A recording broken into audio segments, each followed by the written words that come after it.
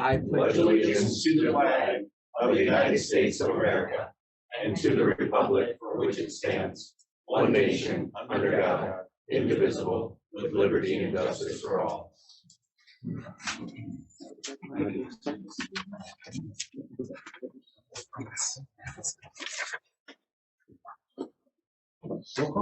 Corn?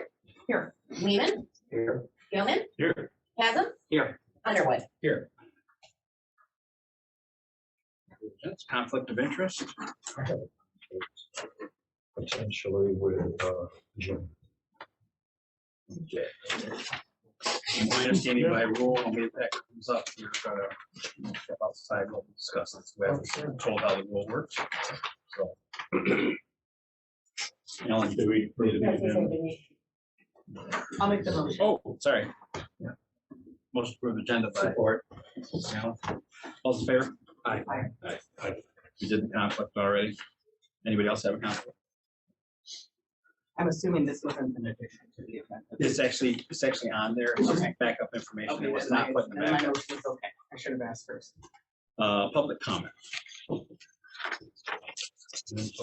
Right. We have to read the rules first, sir. Any person may make an advanced appointment with the board regarding road commission topics for a regular or special meeting in accordance with the Open Meetings Act.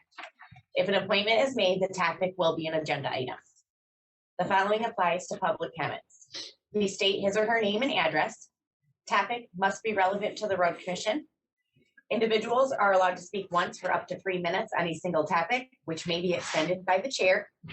A group addressing the board requires a designated spokesperson who may speak up to 10 minutes. The board will not act on any item from the public that is not on the agenda. Okay, now we're ready. If you'd like to step up. I didn't necessarily want to go first. Does anyone else? No. Okay. Very good. Give us your name and your address. Yes. Go from there, please. Armin Chenapel, 7402 East Shore Road, Traverse City. Thank you for having me. I'm a trustee on the Peninsula Township Board, and obviously resident of Son, obviously again, Traverse County. I'd like to start by acknowledging the work you guys do on the peninsula for us. We do know you guys do work, particularly snowing, etc.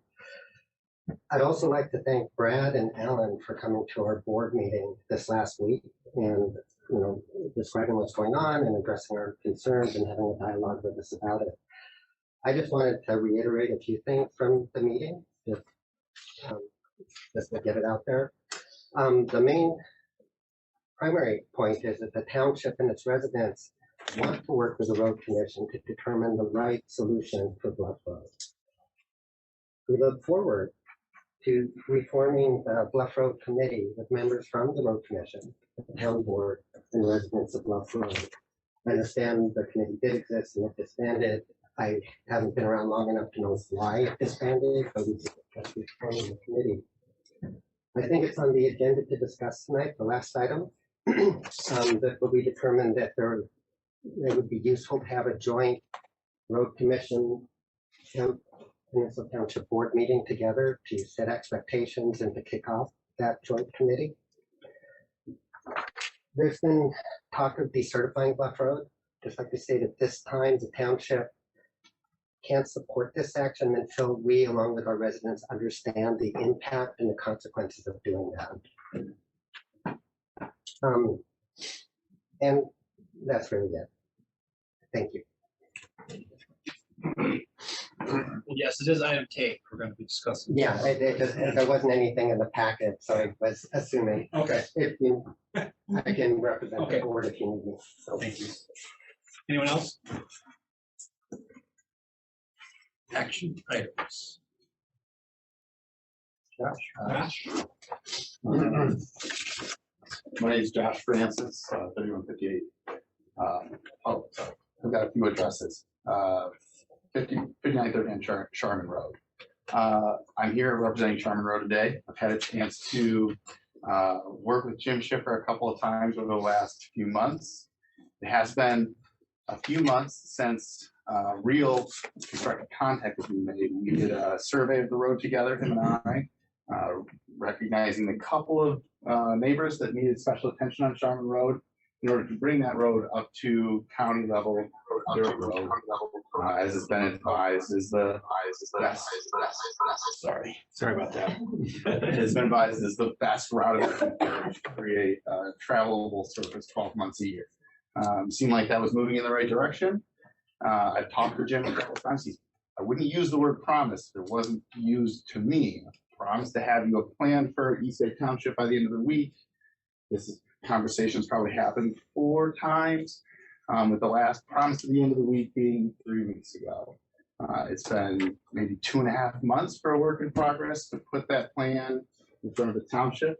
The townships could then use it to create, the process, the plans moving forward. They can be put in front of the Sharman Road residents for voting on, but it is stuck in engineering. And Jim is been a very personal guy, but definitely not moving this process forward. I'm looking for the commission's guidance on how best to move forward, because we seem to be stuck at engineering for a very, very simple plan.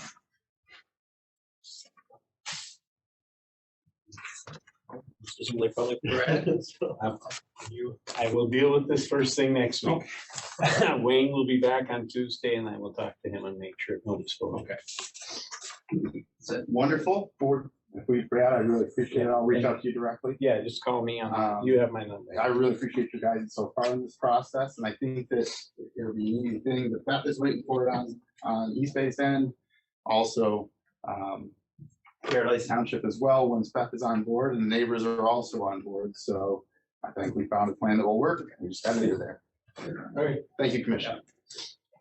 The consent calendar is used to expedite business by grouping non-controversial items together without discussion. Requests by any person present to remove any item from the consent calendar for a full discussion as agenda items are automatically respected. The action noted in parentheses for all items remaining on the consent calendar are approved by a single commission action adopting the consent calendar. The manager recommends the following items be adopted. 1, minutes. 2, payroll. 3, accounts payable. 4, financial reports. And 5, communications. I'll make the motion. Support. I have and I can do it either by removing or I can just ask a couple of questions regarding accounts payable. All right, so there's a motion to approve our, I can approve it without item 3. I concur. item 3 is the one you want to pull? Yes. Okay, we're gonna pull item 3 then. Any others? Audience? Is this a roll call? I can't remember. Yes. Yeah, roll call, please, because we're spending money. Lehman, Yes. Newman, Yes. Chasm, Yes. Horn, Yes. Underwood. Yes. Item 3 was removed. So I had a couple of questions on, first one is on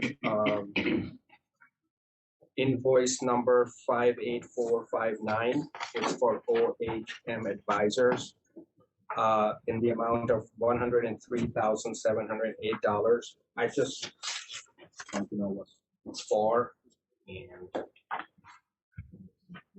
I don't know what it is. We have several projects that are still wrapping up from OHM. They are finalizing out the roundabouts. So we still are processing invoices for the roundabouts. And we are also working forward on the NEPA phase, which Bill and Todd are here to talk about. So I'm not sure which one of those two the exact dollar amount was. If you need to, Heather can go quickly pull it. But that's one of the 2 projects that we've been processing invoices on. yeah, I mean, I would like some specific, 58459. They're also working on the Garfield Potter roundabout too. Oh, yeah, so they're also designing that one for the safety grant. Okay. Yeah, I'd like some more specific information on, because it's a rather large amount. Okay. So I want to know what. Can you go grab that one? What's the other one? The other one is for, it's invoice number 22S101EST1 for Windermüller Electric for $45,442.20. Same question. I mean, what that's for. That's our pedestrian push button addition project we just finished up. I'm sorry, which crossing? Pedestrian push buttons. Okay. Pedestrian crossings, that's the entire contract. Okay. Yeah, that's the one that you approved a couple of months ago. We had them and Rank, right? Was the other one that bid on it. Then the board approved Windmuller, and they just gave us one invoice for the entire project instead of breaking it down because they finished it all in a short enough amount of time they could handle just one invoice. So it was the 45,442 within the, I'm assuming it was within the amount that was Yes. approved by the board. Yes. And then the same question on the previous for OHM, was that part of an ongoing approval by the board Yes. for a certain dollar amount? Yeah, there was, and she'll go pull which one it was, but like all of these projects were in the, well, the total cost out on the roundabouts was somewhere around 600,000 between inspection and design. And then the roundabout they're designing, I think, was 170-ish, but I'm not 100% certain on that one. And then the big project, the NEPA project, that's where we authorize to spend up to 1.8 million. So And change. Yeah, I mean, I know in some of the entries, we put in under comment section what it's for, but I didn't see anything on this. So, and because I flagged them because of the high dollar amount, because I want to make sure that, I mean, if it's approved by the board previously and it's within that approval amount, then that's fine, but I just want to make sure that. well, I know, we're talking, these are like this recent project, the NEPA is a very massive undertaking for everything. So I know that's a very large one. And I don't know what they've filled for us yet. She'll bring that out in just 1 second. Do we move forward or do we wait? We can move. It's up to you. Well, we have to take a motion to approve it, so I mean, if we move forward, then it's an approved thing.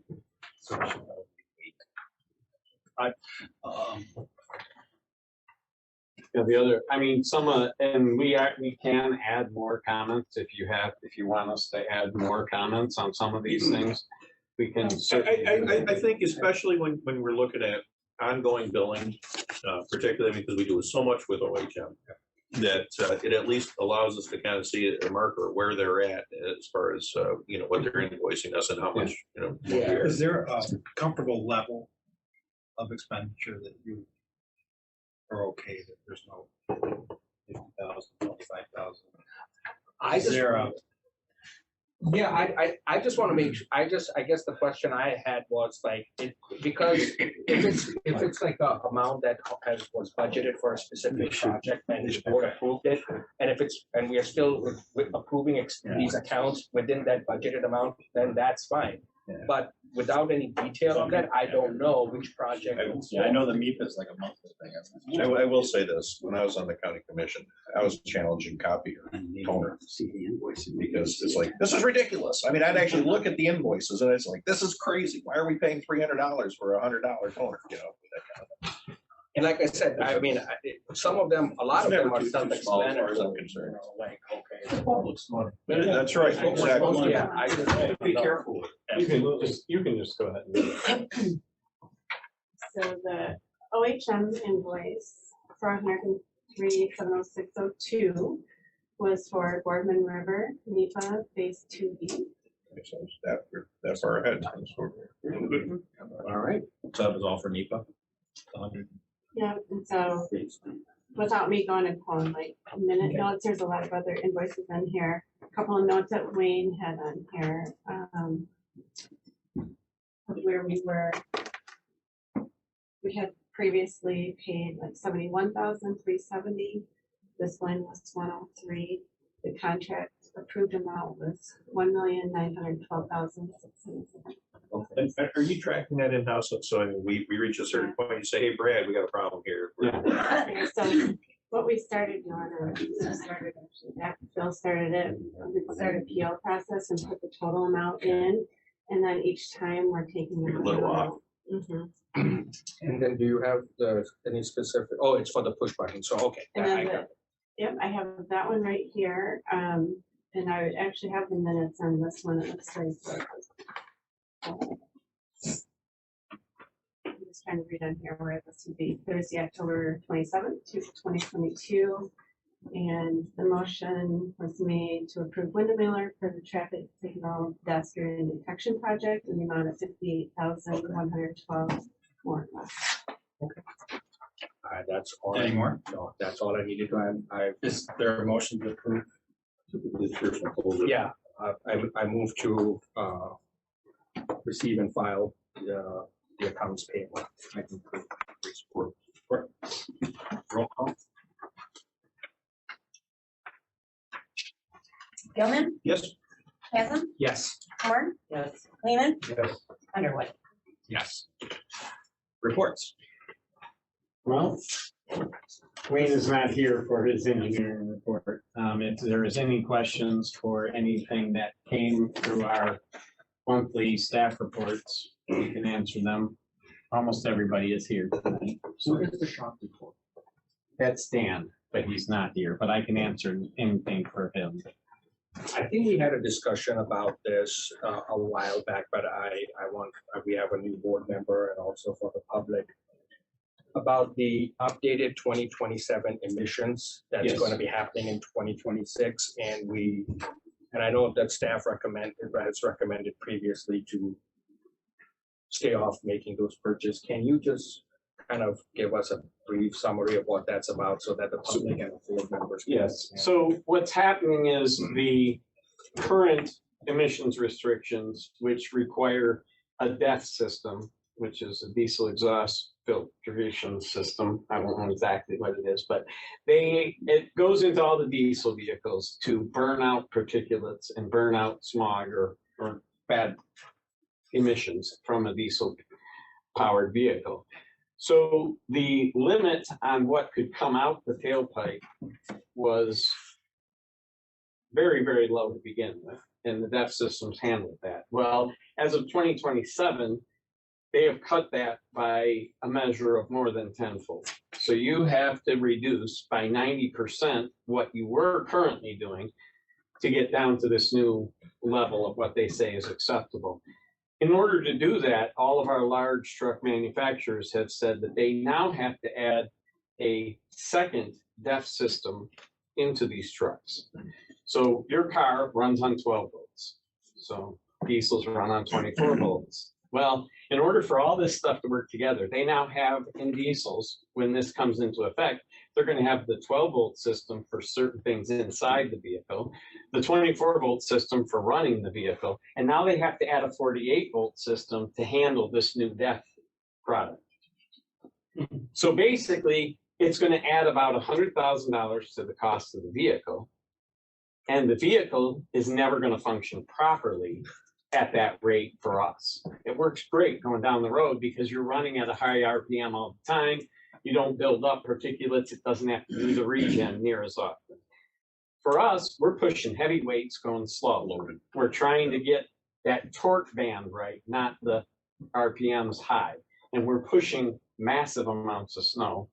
And so what happens is that engine starts to get buildup in it, and it needs to do this regeneration cycle, which basically puts the truck into limp mode, which means you can't do anything. And it then takes 15 minutes, okay? Yeah. 20? Well, at least, if it even comes out of it. Yeah, so you're down out of commission for a while. So the idea is they either need to push that emissions standard off, which would be fine. Then it gives time maybe to get something better. Exempt us like all other emergency vehicles are. Ambulances don't have to have any reduction. Fire departments don't have to have any reduction. Why do we? Because they didn't think of us. But we are classified in Michigan law as an emergency response vehicle when plowing snow. Or the third option is you just don't buy those trucks. And that's what we're being told by the person who used to own Grand Traverse Diesel. He said, I wouldn't buy the first 2 years worth of trucks out of this. So that's why this year we pushed for 4 trucks, and next year we're going to push for 4 trucks. So we can get those 8 trucks in the course of what we would normally have gotten 9, but then we don't have to buy for a couple of years, and we'll be able to wait out at least the first year's and probably the second year's worth of those trucks, because it's going to be a really bad situation for us trying to use those to push snow. They're just not going to be practical. So is the recommendation to wait in the hopes that somehow the standards will change, or we would be included with it as emergency vehicles? Yes, the problem is every truck they build for that year, the 27 years. So the stuff that starts going under construction in late 26, everything they build has to meet that standard. Right. So we don't want any of those. Right. They have to have an exemption given to them by the Fed to make them permissible to make a truck that doesn't have this super high level of particulate control. And it'll be the first year of production, so. Right, which is a bad situation. Right. to begin with. Yeah, I'm just thinking, I'm just kind of wondering, like, after the 2 years, let's just say it nothing changes, at some point, we would have to. Yes, and at some point, we would hope they worked out the bugs.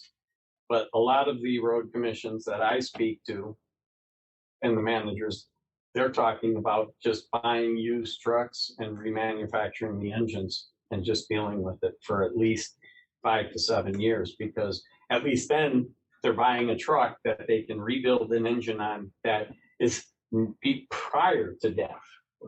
So it will be grandfathered in. Yeah, because it's not a. Or we just not plow the snow. Well, that's there's no legal requirement. Exactly. There's no legal requirement. to plow east. Is this a federal level requirement? Yes. So all states that plow snow are in the same situation with this change. It's the same year for every state. Yeah. So I would assume there's a national road commission group with like a legislative steering committee. There's a lot of people pushing, but nobody's succeeding. Has anybody asked our congressman? We have the CRA is working on something for not just us, but everybody, every federal representative from Michigan, as well as they're partnering up with others throughout the country to try and get this reversed. At least allow us to be considered under the Emergency Vehicle Act. Well, that's what I'm thinking, Yeah. rather than, we do have the House currently in Washington. It's possible. Yeah. And you said that it will eventually it will add $100,000. The first year of those trucks are gonna be about 100,000. Wow. Just as, I mean, we should be pushing CRA to really, reach for the gold ring though, and get rid of it entirely if possible. And the reason is, even if we're exempt as an emergency organization, we use contractors. And the contractors are gonna run into some of the same situations that we have loaded up. And this is gonna be problematic, and that's gonna drive those costs up, and guess who pays for that? When did this start, this emissions change? When did it happen? Right after the 2020 election. Okay, this wasn't part of our. It was Inflation Reduction Act? No, this was it was in the works, but it was accelerated drastically. So it's part of a package that likely is sticking around. That's why looking for exemptions are probably, I mean, I appreciate what you're saying. I agree with it, but it would seem to me that this would be the #1 job of a legislative steering part of association. CRAM, is it? CRA. I'm sorry, yeah. The Michigan County Road Association. They changed it from CRAM to CRA. Okay. So when we go to these sort of things with them, do they appoint people from different road commission staffs and directors to serve on these legislative steering committees? Or They have a committee. Then that committee works with our lobbyist. Okay. And works with Denise, the CRA CEO. Yeah, we almost nominated you for something at the last Paul Bunyan thing, but. Yeah. You were close. You're close. Yeah, we did actually.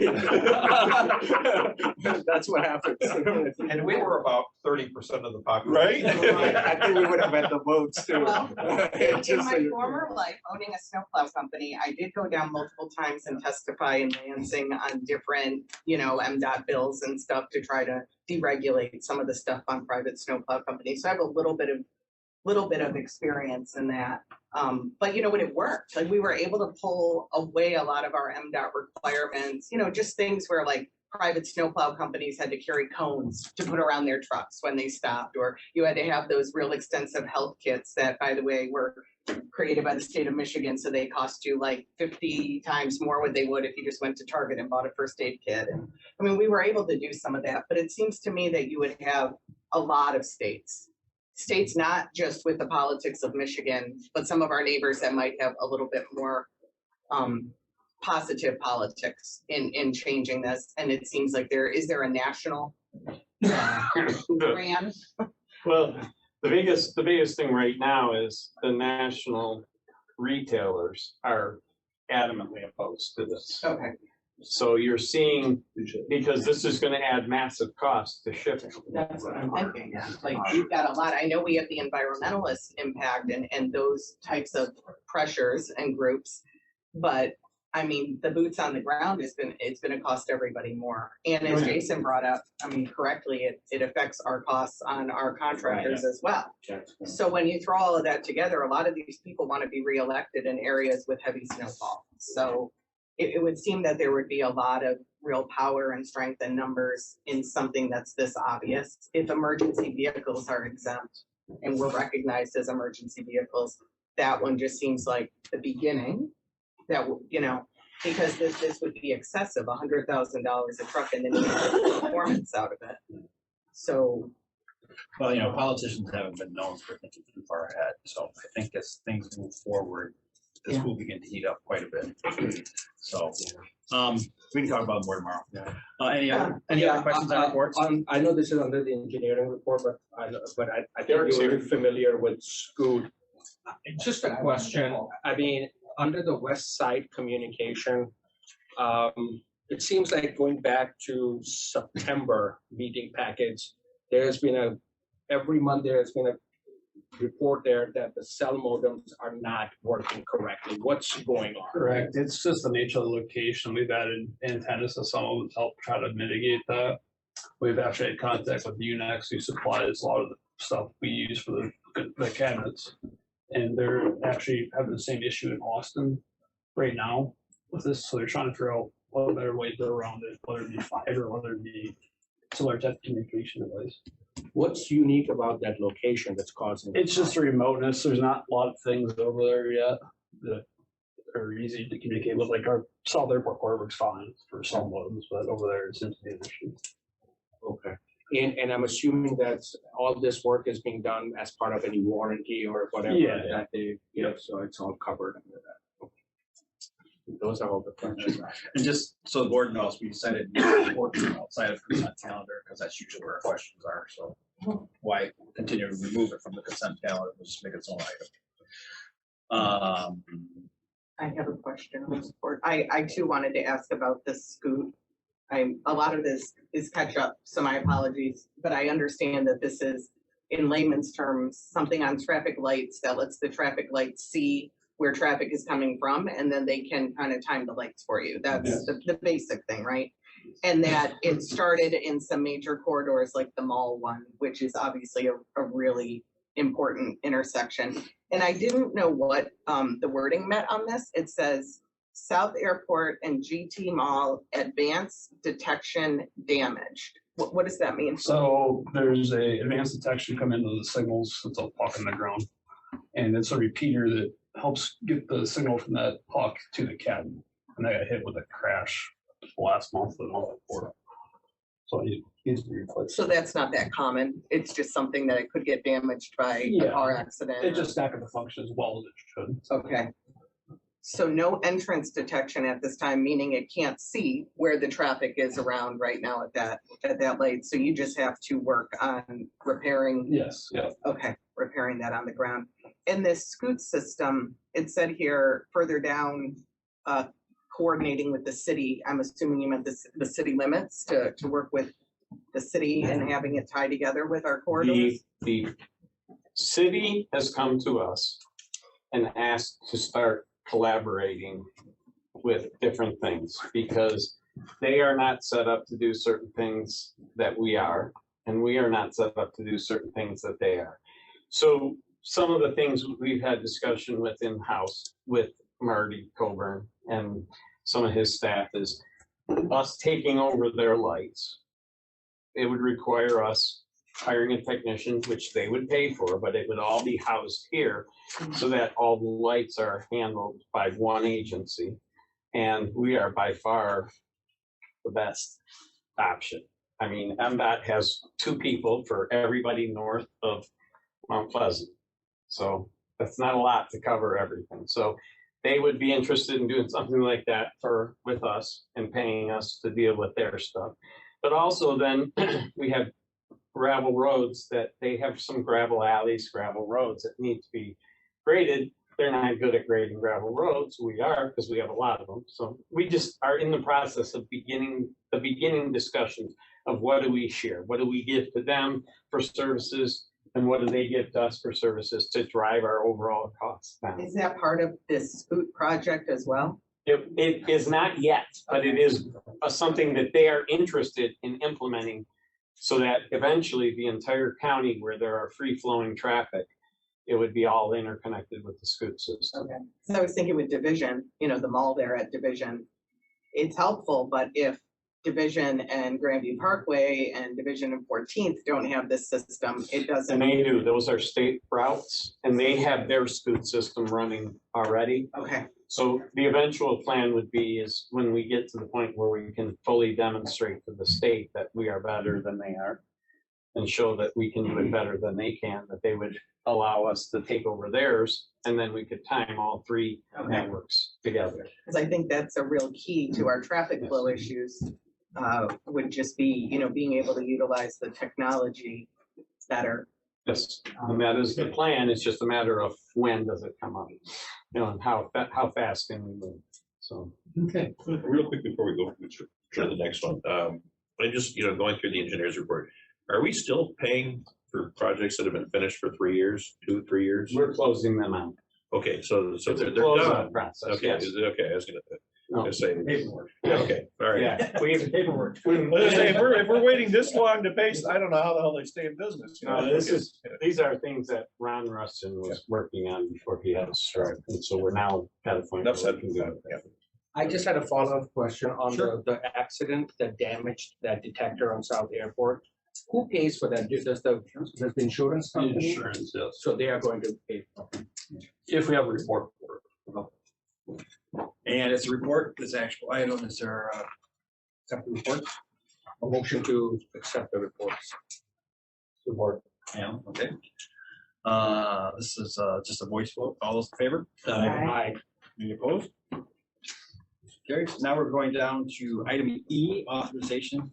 We decided to put Bill's update and the authorization for the funding all together. So we're gonna have you do your presentation first, then we're gonna go into the action item that we have on our. Can I come up? Yes, please. All right, well, thanks for having me here again. I love it. I'm glad to see the snow. I like the snow. The drive up was not bad at all. So, in case you're interested. So what I thought I'd do is give you an update on where we're at. We are closing in on a milestone in the environmental assessment process, and that would be getting MDOT and Federal Highways to agree that we have a environmental assessment and not another classification, not a more rigid classification. We're very close to that. That would start the 12-month process for the environmental assessment. There's a 12-month window to start. We have done quite a bit of work in advance of that. I feel like we're ahead of the game. It's not like this work goes into that 12-month period. We're moving forward to this. We're very close to completing all of the alternatives evaluation, or at least not total evaluation, but the design aspect of the alternatives. And if you recall, and I'll give you a real brief restate. The corridor is broke up into 3 segments: the west segment, the center segment, and the east segment. The east segment has the bridge, and the 2 alternatives are now down to 1 because this yellow alternative was a straight line alternative. We felt it was smart to look at it. It doesn't make any sense. The bridge cost is insignificant the savings is insignificant, and this is a better alternative. So basically, we're going to discard that alignment, that alternative. Jumping over to the west end, as you recall, we had three alternatives, three variants of the alternatives. The one that the one that's starting to lose favor from a alternatives evaluation point is the one that goes all the way down to Silver Pines Road, and it's because of the large impact to the bison farm, the tremendous impact that it has on US 31. So that's most likely going to be discarded as a practical alternative. Most likely, we'll carry these two alternatives, the McRae alternative, which has its own challenges because it also has a relatively significant impact to US 31. But it provides the best future, so to speak, a great connection to the west. But it still operates and provides value. This, we call it the midline alternative, is in play only because it does very little, almost nothing to US 31. The impacts are, we're coming in at a flat area. We can manage the major southbound stopping with plenty of room. That's what the problem with these are. We can't come in at a steep downgrade. We had to flatten the road out. But this is coming in at a flat area, so we don't have that problem. Like I said, we're awaiting some traffic analysis modeling to be able to determine the detail. We're looking at a roundabout here at Keystone. We're looking at a roundabout at Cass. We're looking at roundabouts here as well. But we have to create the need or determine the need for additional lanes before we can really evaluate the impacts. That's ongoing and should be complete next week. And we'll be able to analyze all of the impacts, property impacts, and then start our cost estimating. So okay, so that's the alternatives. That's the alignment, the detailed design well, it's not detailed design. This is preliminary design, but it's the fun part in my mind. We're almost complete with that. Then we move into the right-of-way acquisition evaluation and the cost estimating. The environmental assessment itself, as I indicated, we're very close to submitting. I believe there are two forms. First, we have to get MDOT to agree that it's classified properly, and then once we do that, we initiate the project. There's a form that we have to submit to MDOT. We're very close to keeping that, submitting that most likely next week. I think I heard him say. So that will, once we start that, they'll agree. Then we'll initiate the project. That's a formal document that will start the 12-month clock, and we're officially underway with our environmental assessment. And again, as I described, we've got a lot of the impact analysis almost already done. So when we move into that, it should be seamless. The rest of the project, public engagement is a big part of this project. Stakeholder engagement, public engagement. We are getting ready in the next couple months to begin the LAG process. The local agency group. That's the compilation of all the local agencies in the area, getting their feedback. We started that process with the PEL, and we're going to continue that, update where we need to, and move forward into that in the next couple of months. So summertime will be fun. Summertime will be most likely public meetings and stuff like that. We're intending on meeting with property owners, impacted property owners, and describing the project and getting feedback. That's what we're trying to do, is listen to everybody. Todd, okay. Todd from WSP is here to support me today and answering questions, specifically mostly on the environmental assessment portion of it, as well as the funding application aspect of it. So is there any questions on the environmental assessment so far? Yeah, so right now you are, as I understand, you are in the impact phase to determine which of those alternatives would be the best alternative. That's right. And we have narrowed it down to the McRae and that midline. Yeah, pretty much. What is the criteria you're using to determine eventually which of those alternatives will be the one that's getting? Well, we look at benefit from a traffic standpoint, the further we go south, the less benefit we get. We look at impacts. There's a wetland in through here that we would avoid. And according to the regulations, if you have alternatives that avoid a wetland, you should really seriously consider it. So there is a wetland that we wouldn't have to impact in here. And again, the bison farm, the bison farm would be more severely impacted by this project. And again, the significant impact to US 31 from a construction standpoint. And there aren't good alternatives for detour of the traffic on US 31. Right. So we'd have to maintain traffic, and that's going to be difficult. And we may have to face that as well on McRae Hill if we think that's the best place to go. But at this point, we're looking at these two alternatives. So from the standpoint of wetland impact, wouldn't McRae Hill be the best option? Possibly, but I don't think there's a wetland impact along here. I don't know. I'm not sure. Okay, so then if those options being equal with respect to the impact on the wetlands, then you're looking at the impact on US 31. As to which one would have the bigger impact on you. That's one of the evaluation criteria. Exactly. All right. Are there any other evaluation criteria you're looking at? Interfacing with Airport Road, intersection signal. Traffic signals, yes. So we're looking at roundabout versus traffic signals here. Most likely we will be moving forward with roundabouts at Cass and Keystone. The property here, the way we're taking off almost dictates a roundabout because of the angle of departure.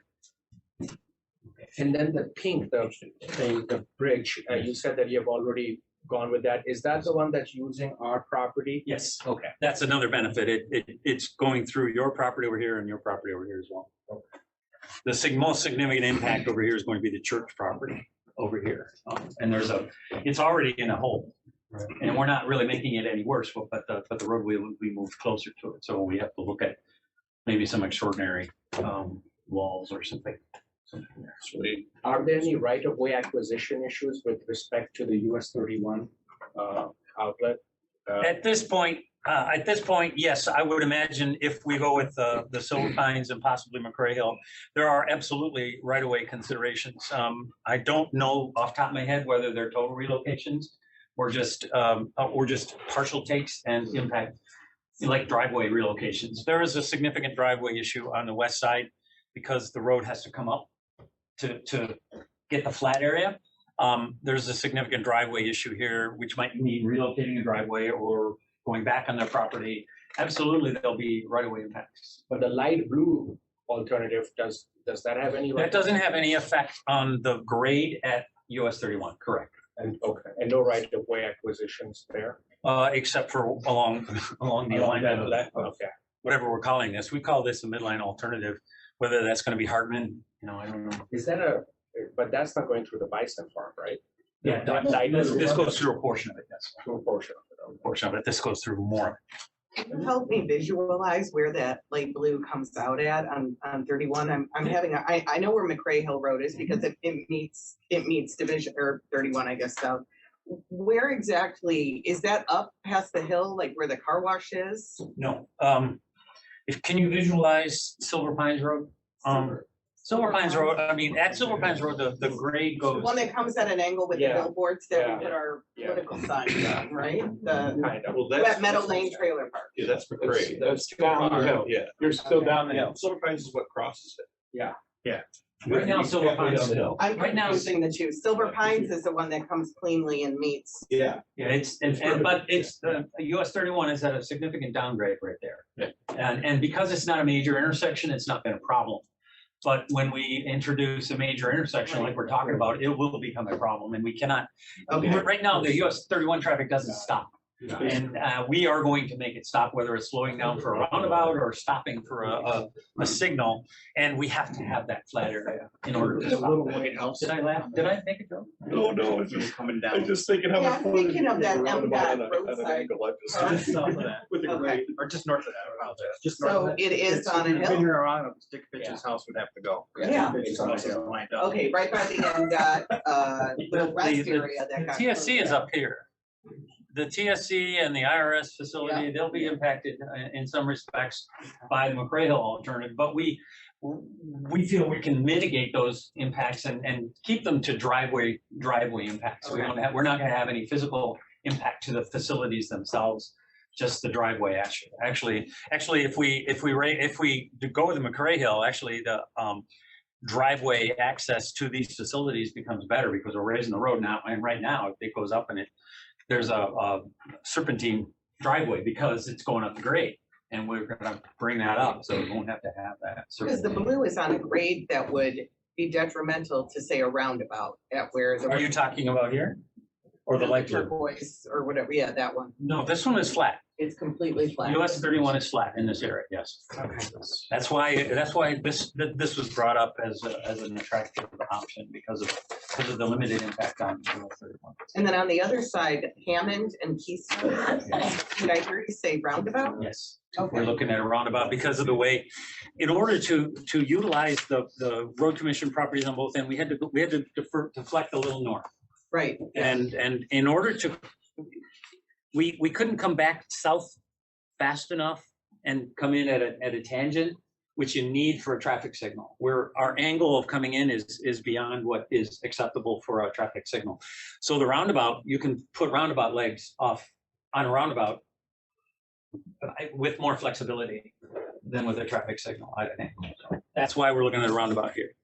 Because that railroad trestle is there, and. Yeah, well, that's a major constraint. Right. That's a major constraint. We can't go that way with much because of the There's railroad. the railroad trestle. That's why I wasn't sure I heard you right. I'm having. They're pushing everything to the west. Okay. Because right now there's that one family that has a driveway, Yeah, yes, they're our total relocation. meaning the home. Yes, the property is. Okay. And we've identified that as a relocation from the beginning. Okay. And from what I understand, well, anyway. Yeah. Any questions? I would move that we authorize the manager to enter into the contract with OHM for the grant funding assistance for the Borden Valley Crossing, so we can move forward with this project. Is there a second? I'll support it. Any more discussion? This is, backing up, Brad, this is them helping us determine where we can get the funding from. Yes, and Todd is here if you have any additional questions, but they are like one of the largest 249. Everyone a month. And they are one of the largest or the largest for people that specialize in this. and That's all they do. And that's all they're gonna do is write grants and get money to fund this Very project. connected with lobbyists as well, so that really helps know where the funding is legislatively. Is there a total amount on this? Doesn't show. For the contract, for this contract was, Is it just part of it, or is there something? this is for 259,443 total. Oh. OHB has most of that. Well, it said two parts. It's not. The only reason, are we in the more discussion phase? Yes, we're on the more Yeah. discussion phase. We're actually discussing. Tomorrow, in our visioning section, we need to spend some time with the grant funding thing, because we do not have the experience to grant fund. One of the things we've been asked to do, like up in the township, is dig up some grants. So perhaps we need an in-house person, and then how do we budget for that? How does that go? And do they have expertise, or do we always have somebody like OHM available to do some grant funding? Has to be on, if continually going back to somebody else's checkbook is the only way for us to pay for these projects, then we probably have to develop some expertise in it, I think. That is on the list for tomorrow. We will discuss grant writing. But this is such specialized kind of thing that they have nationally known that this is probably a good one to contract out. And we're looking to get $80 or $90 million collected outside of our own resources. We have some So you got your work cut out for you. I'm excited. Let me just add one thing to that comment, which is Traverse City is heading towards the, MPO. And that will consolidate the region into and they might have somebody eventually, that's a year or two down the road, but that's how it functions, MPOs, COGs, councils of government, they have constituents, you're one of them, And that's how that's gonna work. So you're, down the road, you're gonna have a lot more tools at your disposal to help navigate some of those waters. And we still work with NPOs around the country to do that. Because they're so darn competitive and you wanna win. And you want to win, of course. Thanks for the input, Doug. Yeah, I hope that helps a little bit. So is this a separate contract that we're entering into with OHM specifically for the? For finding funds to pay for this bridge. It's a two-year. Okay, and that contract has been reviewed by legal and everything is good? Yes. Okay. And Because I didn't see it's the an contract on-call. itself in the. Yeah, no, this So- is, this goes under their same standard contract that they have had for us for all the work they've done for consulting. So it's a basic form. All we do is now then put in the information for who it is and what the dollar amount is, and the rest of the contract is all the same exact format that we've used for, well, since I've been here and long before. So, and was recently reviewed even by our CRA attorney, so he was fine. So would you be comfortable if we amend the motion to include the actual figure? Yeah, actually, yes. Oh, sure. I think, Person who made the motion. I think OHM's initial proposal to us Yeah. for the almost $2 million should have included this, because they know we need it. That's- But I'm just scolding Bill a little Yeah, bit, if I can. Because apparently road commissions like us can't come up with $100 million. That's logical to think that. Yeah. So when you pitch that to a group that doesn't know a lot about that, try to help us think ahead, please. Absolutely, we want to be your consultant. Just for future use, I mean, if I was looking for the contract in the package, I didn't see it, that's what so that would have been nice. Okay. Do we We'll normally? get you, we'll have it for you in the morning. How's that? Yeah. Okay, so you normally do include your contracts and. Yeah. Something like this. Well, for contracts for construction, no, because they're so big. Right, not construction. But we just basically give you the dollar amounts. Okay, Because this is something, we give you the dollar amounts, and then the legalese is all taken care of by our lawyer who does all of our civil or contract law. did I miss the dollar amount then? 259. No, I mean, where was it in the packet? I was looking. It was. Okay. That's why we're gonna add it Okay, to the motion. so normally you would give us the dollar Yes. amount. Yes, Bill and I have been talking even as early as, or as late as this afternoon to try and get this all Okay, 100%. So we were all on the same page. so normally you would have the contract, the dollar amount, and we would enter into a contract with the dollar amount on the agenda. So Yes, that, and then that way we know not to exceed, or do you Right, and normally? it's still gonna be whatever you say. If you say 250, if you agree to that amount, that's what we're gonna stick to. And if we ever have to go over, we come back. Yeah. But it's right now, this is, I'm comfortable with it. Wayne was comfortable with it. So it was something, we just know this is beyond the scope of where we are for writing grants, and the type of grants that we're talking about are extremely competitive because of the dollar amounts that are involved. I mean, the ones that were awarded this year, there were 6 of these mega grants that were awarded, and they had like 30 some applicants that all should have been able to get it, and 6 could. So, we have to put in some numbers, and we have to get it moving forward so that if we don't get it this year, we're ready to go next year. If we don't get it then, we're ready to go the year after. One thing that I want to add to this is that we're in partnership with you guys, and this board and maybe even the county board need to be involved and engaged. That's going to help you get a grant. It's going to make you look better to the grantor as you guys show strong interest and desire and support. So we're assisting you in getting these. So you're actually the signer of the applications. And the scope is the entire project. The scope is 2 years worth of grant assistance, and we're developing a funding plan as well. How are we gonna go after this much money?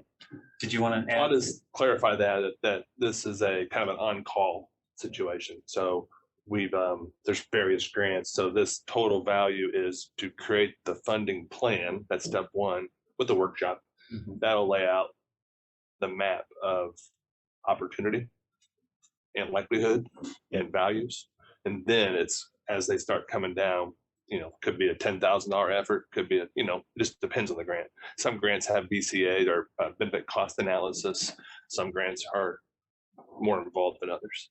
So it's more of think of it as an on-call situation. It'll go. Somebody just incremental. monitors these grants that could be for environmental or Right. construction or what are they? We call them NOFOs, notice Yes. of Yep, funding. that's exactly right. opportunities. That's what Okay, these are. I do We that in didn't want to my. use, we didn't want to use that phrase because, I stunned you with funds. NOFOs are my life. I work for the Biden administration. I know every single acronym possible. Believe me, but most of it makes sense. But yeah, so I basically scan for NOFOs is what I do. And then, so you aren't restricted in this contract. I guess my question is, you aren't restricted in any way for type of grant that you go after. It's just in the entire scope of the project. If you think it could be helpful, you would, okay. And the biggest thing is really for them, it's building this funding plan and finding out, because a lot of grants are gonna ask for the exact same information. But developing that information for the first time is what's the most. Right. And a lot of, thing or much of, not much of or most of, but some of the information needed for these grants is information we're already developing in the environmental assessment process, cost and things like that. So it's gonna help our grant writing as well. No additional questions? No, this is 2 years worth of this. No additional questions, let's do the roll call. Okay, so I have Gilman making the motion, Corn seconding for 259, 443, more or less. Yes. Correct. Chasm, Yes. Horn, Yes. Neiman, Yes. Gilman, Yes. Underwood. Yes. Takes care of that. Now we're gonna move on to preliminary engineering services for Hammond Road at 3 Mile Single Modernization. Darren, you're doing? So we're gonna have a crush and shape project going through Hammond, spring, summer, fall. So we had that signal inspected last fall with rain. And it kind of ranked one of our lower ends, got some issues. It's got some poles, some wood poles that are moving, so it's pretty swampy through there. So the new one will have steel poles and foundations. So changed out the doghouse left turns, 5 sections left turns to flashing yellow arrows to match the rest of our system. Motion, we authorize the engineering services. 32, 164, 30 more or less. I do have Oh, go ahead. okay, I do have a question. second it for Okay. purposes of Okay. having a discussion. The engineering, is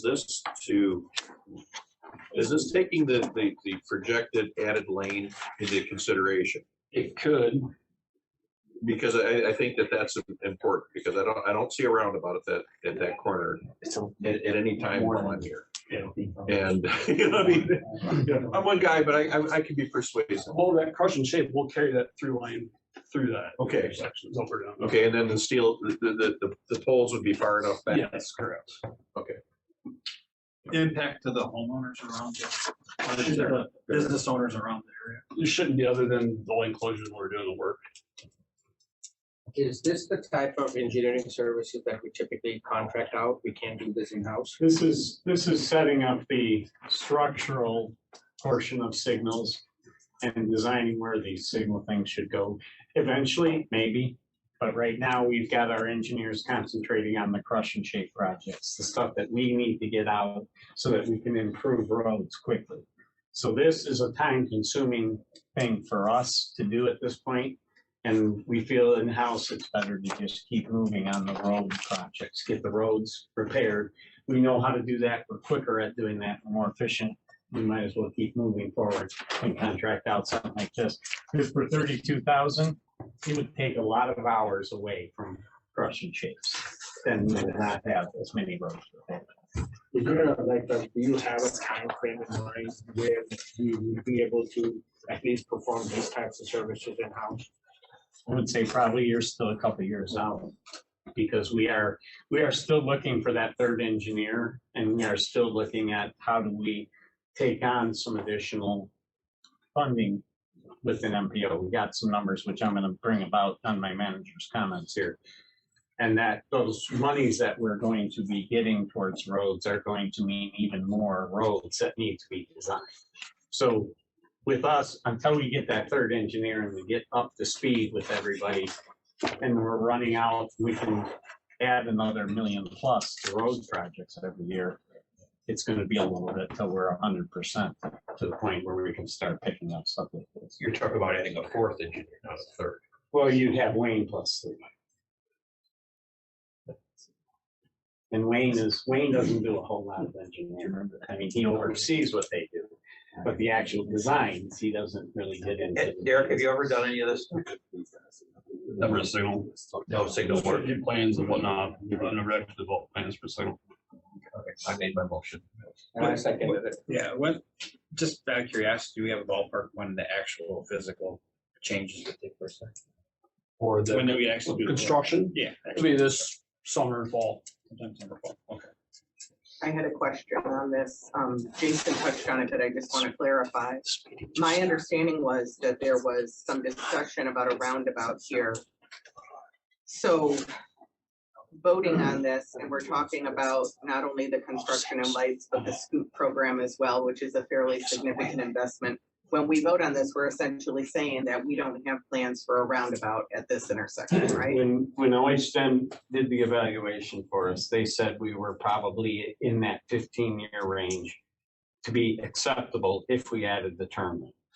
So it would be at least, 10 to 15 years before we're even looking at going into a roundabout. So at this point, the evaluation by traffic engineers is leave it as is. Don't spend the money on the roundabout because you have at least a passing grade on the traffic that's flowing through there. And by adding this additional through lane and that right turn lane separate, it gives us an even better standing on that intersection. So it's a long ways out, and realistically, the cost of a signal, you're going to replace the signal in 25 years. And you're gonna have to rewire it in 15. Are there other lights with the SCOOP program on Hammond right now? Nothing has been done yet. No. Hammond is our last corridor to add. This would kind of help to get our physical infrastructure out there ready to operate it in the future. So the plan is to add another through lane on Hammond? On Hammond, heading eastbound. So you would go through, you'd have 2 lanes going through past the Olsons. And then where the drive heads into the school there, that's for buses only. That's where the merge would be finishing off into 1 lane to head down. And I'm assuming we have enough right of way of our own to add. We are going to purchase a small piece of right of way there. But that was already discussed with the awarded late summer. I wasn't on it, so, okay. No, there's no more questions. Roll call vote.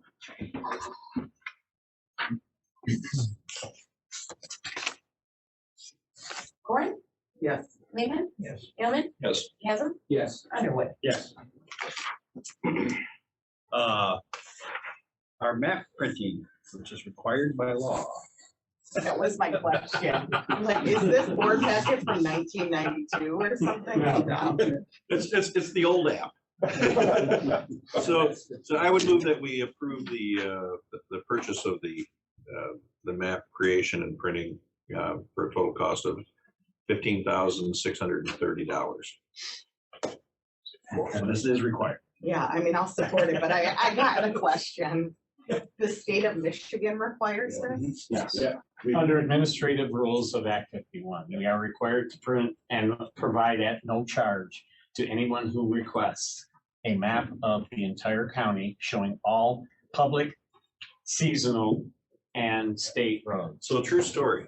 We were handing out maps in one of the parade routes. 2019. And people were like, what's this? They're like, what is this antique? Souvenir. Right? So this is just an outdated thing in our legislation that needs to. Filed law. We've talked a lot about legislative steering committees today. I'm gonna recommend to cram when they are talking about the emissions issues that are being shoved on us. I mean, this is ridiculous. Every This road is a state commission law. has to spend the taxpayer money. Yeah, it's gonna be changed by. It can be changed. Yeah. It's like if you go into rest areas, they have the emissions state maps. It's the same law that covers them. And where do you have to put them? Do they? We have to have them at least here, but we give them to the county board, and they have them there, and they call us occasionally for maps. Townships, some of the townships come in and grab a few, and have them there. So when you go to your township meetings and they're printed. give them to them. I think the Garfield Township Supervisor might be one who still uses paper maps. He does read them. Yeah, I'm pretty sure that. Literally goes out and gets the paper newspaper every morning. Yeah, so. Boomer. Let's keep moving. Oh, that's terrible. I guess we have to spend money on that. Lehman, Yes. Gilman, Yes. Haslam, Yes. Horn, Yes. Underwood. Yes. Moving on, replacement of 2023 GMC. This is because of an accident. Yes. So, Brad. So what happened here, our driver was driving along, hit the deer right through the grill, which shattered pretty much the entire interior, damaged the supports for holding the radiator. The bill to have the truck fixed was $16,000. And our insurance company said, well, we'll give you $10,781. This is one of the last vehicles that is not covered for some additional coverage. As we move forward, though, we would get more from them, but this is what we get from them for $16,000 worth of damage to a vehicle. We have a $35,000 27 with 5 cents, more or less. This is what has been purchased already because you get 1 day from the state of Michigan when they authorize sales under my deal. So we said, yes, we'll take the 4th, and we have it. It's just a formality that we need to have it approved. I make a motion to approve the purchase, well, it's already purchased for 2023 GMC cab pickup for $35,027.05 more or less. Support. And the driver was okay. Yes. The deer. We're lucky to have got it. The insurance company kept the truck. Yeah, you give it to them much cheaper. They gave us the option to scrap it out, but the highest bid we got was $4,000 to scrap it. So, First things. All right. it was bad. Roll The call. whole front was just bad. Gilman, Yes. Haslam, Yes. Horn. Yeah. Lehman. Yes. Underwood. Yes. Come on up, Jay. Come on up, Jay. Materials. Good Service evening, bid everybody. awards. Can you also explain to new board members what we're doing here, so they have a full understanding? Yes, absolutely. So each year, we put bids out for materials and services that support field operations. These are mostly as needed materials, so HMA for patching potholes, gravel for doing shoulders, riprap for doing, restorative type works on culverts and the like. So we typically put these bids out, they're sealed bids. This year we put them out a little bit earlier than we had in the past. Great results because we've gotten much more participation than we had in the past, which is nice. But once we do the publishing, we get sealed bids in, we do a public opening. From there, we go through, kind of evaluate, okay, how do the bids look? Are there vendors of record that we have great relationships with and have had proven track records? Does that levy out against the value of the bids that we've actually received, like the actual cost of the materials? We put a recommendation in the form of a memo to Brad, and Brad shares it with the board, and then I come up here and talk to you like right now. So at our policy committee meeting, when we were discussing this, does this fall under what we were discussing with the spending limits, or is this something completely separate from that? This is just picking specific companies that you're allowed to get estimates from? So we have the total costs from them, and those bid tabs, I believe, are actually in the board. I saw them in there, and so that's locked in for For one calendar year. 1 year. It's not January to December. Typically, once we award the bid, it goes April to March to the following year. Gives us a chance to actually do the bid posting and the openings and get folks aligned. There are options. So if someone is awarded a bid, we could extend the bid. So if they say, hey, Miss Corn Company, you're going to extend your price for the following year based on the previous year bid, we can extend a year. They have to approve it. We have to accept it. We actually do have one of those this year. So you might see some things come on and come off as years go by, like, hey, we didn't bid out catch basin cleaning this year. Why is that? Well, the previous vendor in the pipeline extended the bid price, which going from 22 to 23 is relatively unheard of for people holding pricing. So yes, we will take that. Thank you very much. But then when you do need the materials, per unit. you're not limited to how much you're allowed to get based on that cap, Right. are you? Because you're like $1,000. Yeah, no. Okay, I'm trying to tie in the policy we were working on just with practical application. So Yeah. this is something separate from what we were discussing. Yeah, these are kind of like routine, and especially in the nature of field operations, we never really have a solid forecast because a lot of these are reactionary. We don't know when shoulders are going to wash. We don't know when potholes are going to open up. We can put an estimated test together based on historic data, but the accuracy, it's sometimes. What do you say? And we don't necessarily have to approve those. Correct, yeah, and on some of these, I've not recommended that we do. Especially for dust control, there's a lot of rhymes and reasons in addition to the actual bottom dollar, but some of them we do. I mean, if they're, apples and apples Better comparison. stuff lasts longer. Right. And also, they also take into account, they may have two bidders that they will use for the same product based on which side of the county. Yeah, geographic So proximity if where it's we're working. gonna cost $1 more over here, but it's gonna cost me $4 to truck it Right. then it doesn't make sense. So they will adjust based on where they are in the county, based on where they're getting materials. Do we need a motion for this? Yes. I move to approve the staff's recommendation for the material and service bids. For a second. Support. This is spending money, so it's a roll call. Chasm, Yes. Horn, Yes. Lehman, Yes. Gilman, Yes. Underwood. Yes. Now we're on to item J, which and He's gonna step out for a I minute. don't know that he even has to step out. I mean, it's still part of According to it. the rules. All right. It's gonna be officially official. So of the goods and services that we did put out for bid, you would notice that we had quoted sand previously, and typically the outsourced cost for sand is much higher than our cost of making the sand in-house. So when we're doing our operations on Shell Road, we generate sand, which is fantastic. I mean, we put it down on the road right now. A byproduct of that is stone. Right now, we don't have a use for that stone. However, if that stone were to be mixed with clay, sand, and crushed, we could actually get aggregate usable 22A and 23A. So we did put a bid out. This is why the commissioner had to step out. He was the only participant in terms of. Yeah. I don't know what he does. Oh, okay, yeah. Surprise! He's a partial owner in the company that bid Oh, Yeah, okay. for all aggregates and.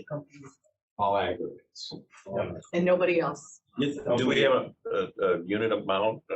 So we're roughly 10,000 ton that we have on the ground in terms of usable stone. That the bid is to crush that and turn that into 23A. If you look at our purchase price for 23A without trucking, it's markedly higher than what the bid price is to crush it and make it in-house. The bid to crush the stone that we've generated as a byproduct of sand production is just, I put my keepers on here, bear with me. I guess what I'm saying is, do we have an amount in our packet here? I'm having a hard time Yes, finding it. yep, so in the bid tabs. What page? I was looking at. This will be 572 a ton, is that? correct, Okay. yep. And that's it. What page? I can't see It's the it. first page after the. It's It's like right in the middle of the screen. Yeah. Yes, it's kind of hidden because there's only one line item on here, so under bid tabs. Yeah, so our if we're gonna purchase 22A or 23A, we're gonna end up making 23A out of this. It's $19.85 a ton delivered. Otherwise, it's $8 at the pit if we're going to like cast some sand and gravel. To have this material crushed and turned into 23A is $5.72. So although I would have loved to have more participation in this bid, we did have a public pre-bid meeting out at the pit. Again, All Aggregates was the only participant in that. I would like to recommend that we would accept the bid at $5.72 a ton. Motion? Yeah, I'll make the motion. Yeah, I'll support that. I'm assuming in the budget, there's just a budget that you have to follow. I mean, I don't know how many tons of aggregates you use a year, but you know, and the budget gives you so much money to spend, and then these prices seem like they would work for you. But I know that the price of things really changes frequently. But these are locked in for a year. But if you get to a point where you think you're going to be exceeding a line item amount, then you just come to the board and talk about why, or we're using much more aggregates than we thought on something. And okay. And typically, if we're going to pursue a major reconstructive effort, that's something that we would approach the board on anyway. Like if we're going to improve a gravel road and use a significant amount of aggregates, then yeah, absolutely. I mean, we would put a project plan together, and that's something that we discuss as a group. These are more so in the place of as needed on call type materials. And this one's a closed bid seal, right? Right, yeah, sealed bid, public opening. Are there other companies in town that do this? Or were you surprised there was only one respondent, or not really? We've approached other companies locally that do this. The back of the napkin numbers they provided us, just conversationally, were markedly higher than the sealed bid opening. Okay. So candidly, I'm okay with them not participating because of kind of a moot point. Okay. Any further questions? We're spending money, so let's roll call. Horn, Yes. we have Lehman, which has conflict of interest, Gilman, Yes. Chasm, Yes. and Underwood. Yes. Thank you so much. Coming back. Jake, do you mind telling Alan? He's gonna be cold. Is he outside? Okay, good. Because wow, it's really cold out. It's just one.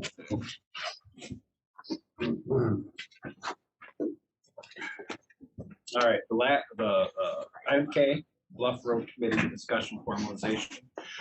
It was recommended to me by Alan and that we reconvene the Bluff Road work committee that we used to have.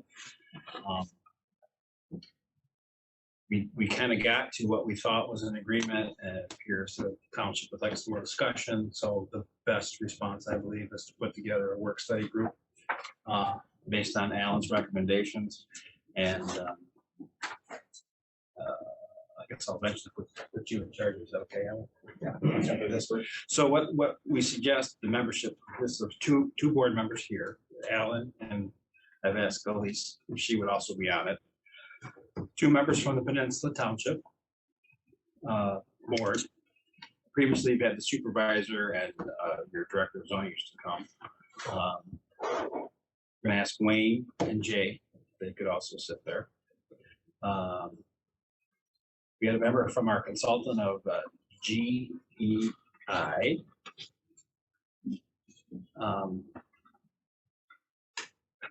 We had a member, the township's engineer, which was GFA, Gordon Fraser. 2 at-large Peninsula Township members, which I would hope that they could come up with. It's been Dan and Dan's whoever. as hard a worker as you have on this. Yeah, no, Dan is and totally one on other top of it. person. And then we are looking for one other township official at large, not from Peninsula. Does it have to be that's official interesting. or just? No, this has to be Just somebody represents somewhere else in the county. I have somebody in mind. I've asked. I've not heard back. Okay. They have extensive knowledge of this issue. Great. From some of their previous work. Great. And hopefully they'll do it. So That'd be like a trustee from another township? it or would just be a staff, or just somebody from another curious? township Just So- associated with township. Yeah, just associated with a different I think that's township, really not just all interesting one idea. township, Yeah. just associated with another township. And like I said, I have somebody that I've asked, haven't heard back from. They have knowledge of what's happened on Right. that road, and Yeah, yeah. hopefully they're willing to do it. and It'll make No, sense. if I like they the say idea yes. of third party is really useful. So this working group meeting, does it vote on things? It comes to a consensus, but with, I don't think we ever really formalized it in the past, so we are now formalizing. The only this. reason I'm asking is because it also recommends that Commissioner Andrews be invited in an ex officio capacity. Yes. Usually, when you have someone in an ex officio capacity on a committee, it's because they don't have a voting. It's probably It's a because I study put the group. wrong term on Yeah. there. Okay, all right. It's a study group, And and the so reason- what I want is somebody, she came to the Peninsula Township meeting because she's their representative and she's interested. Right. And she's their representative on the county So board. they're always invited. The other person that's not on here that generally comes is Andy Schmitz. Or, Drain Commissioner. Drain Commissioner. We did keep him on here. We did break him because he wants to, Yes. he's not paid for this and he doesn't want to Right. volunteer for Right. it. So when the issue of the drainage comes up, we'll have to have that type of Sure. expertise come in. You'll be an So it's ad not, hoc that's why it's not person. officially ad hoc there as part of the If I may, work committee. when we first formed it, if you recall, it was essentially the committee was to look at what options we had. To basically drill down and take a look at what options we had, if there were any options, whether it makes sense to go forward, whether or not the local community wanted to put some skin in the game. And just kind of see what was necessary. Andy was part of the group too, as you know, I think he was really doing a heck of a job. Andy's a hard worker, you know. And he was there to also look at the possibility of an assessment district, a drainage district, potentially because, look, I mean, you know, the big part of that problem is underground water. It's not just what's happening at the shoreline. And so there's a lot of things, you know, a lot of parts to it, but primarily it was there to determine if there was a way forward. Right. And we just want the township to know we're not trying to ignore it. We are trying to figure out what to do. For those who don't know, you go down about 5 feet and there's a clay surface. So the water's going down passively resistant as well as washed away from here. So you've got two situations going on there with drainage and motion. So that's part of the concern. So, I'm pretty familiar with the road. yeah, I know you are. I mean, I'm just gonna say, so I haven't been on the township that long. I moved up here 3.5 years ago. Bluff Road's been closed before I was there, and I just have learned about this recently, but it is complex, to your point. And I think one reason, at least observationally, the previous committee, it's unclear to me if they actually achieved any kind of consensus. It's just, again, I don't know details. It's unclear, but what's clear to me now is there are a lot of different opinions and we need to find a way to find some solution that we can all agree to. It really is gonna come down to funding. I understand. I was on the committee and I thought we had a consensus on where we Yeah. were gonna be at, and it sounds like we don't now, with maybe a change and It might have changed. the board's changing a little bit. I mean. So our best response is to put this back together, Yeah. not to have the board just Okay. going at each other. I think the best thing is to study this, and this is Yeah, what we study yeah, it I agree. and move forward. I will let you know that I've asked the superintendent Brad Yes, to look into our legal responsibility, because we do not maintain that road. And when we certify with the state, that means we're certifying that we are maintaining that portion of the road, which we are not maintaining. Does that make sense? I understand. So Essentially, Go ahead, Brad. the biggest thing is what it comes down to is when we certify the road, we are saying that we are going to maintain it safe for traffic. So you can close a road, that's fine, you can close it on a temporary basis. Well, what defines temporary? There's nothing in the statute that says how long is a temporary closure.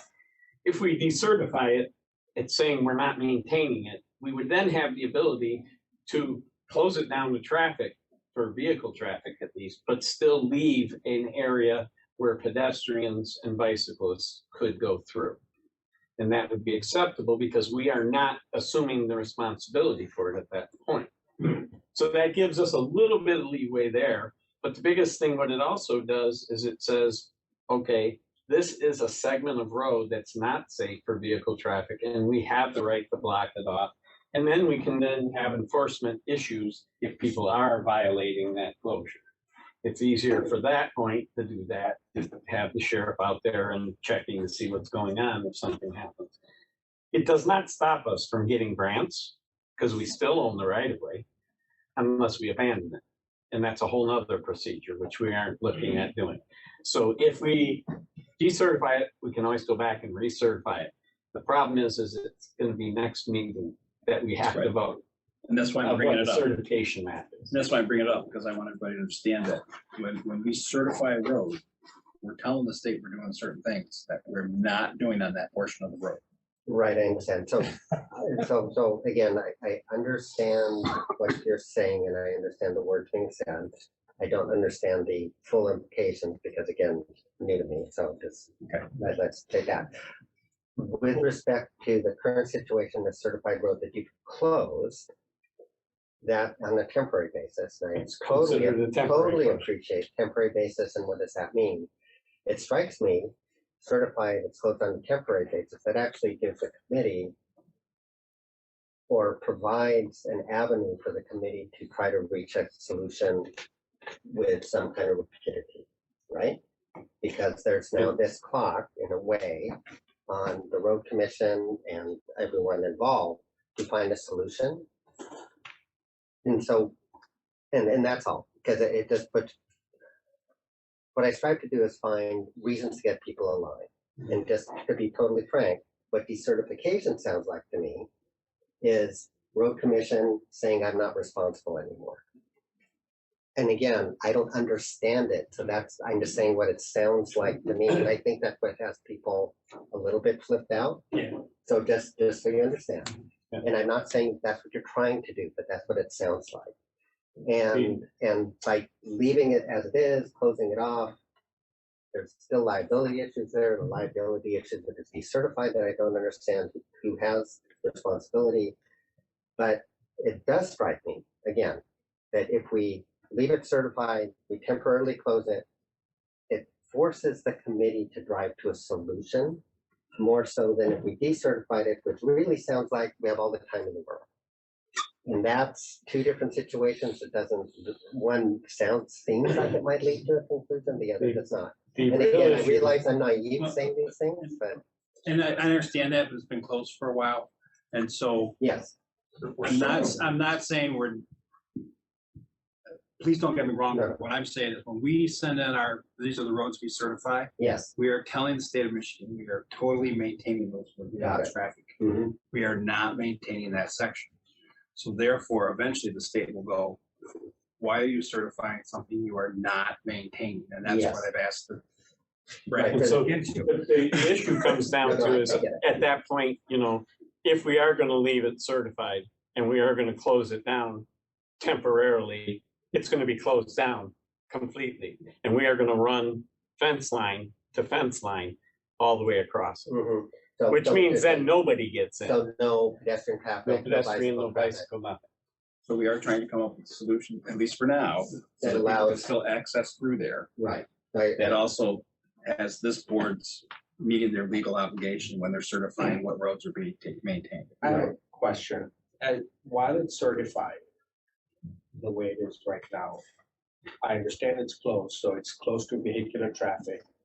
If a vehicle goes on this closed portion of the road and something happens to that, is that our liability?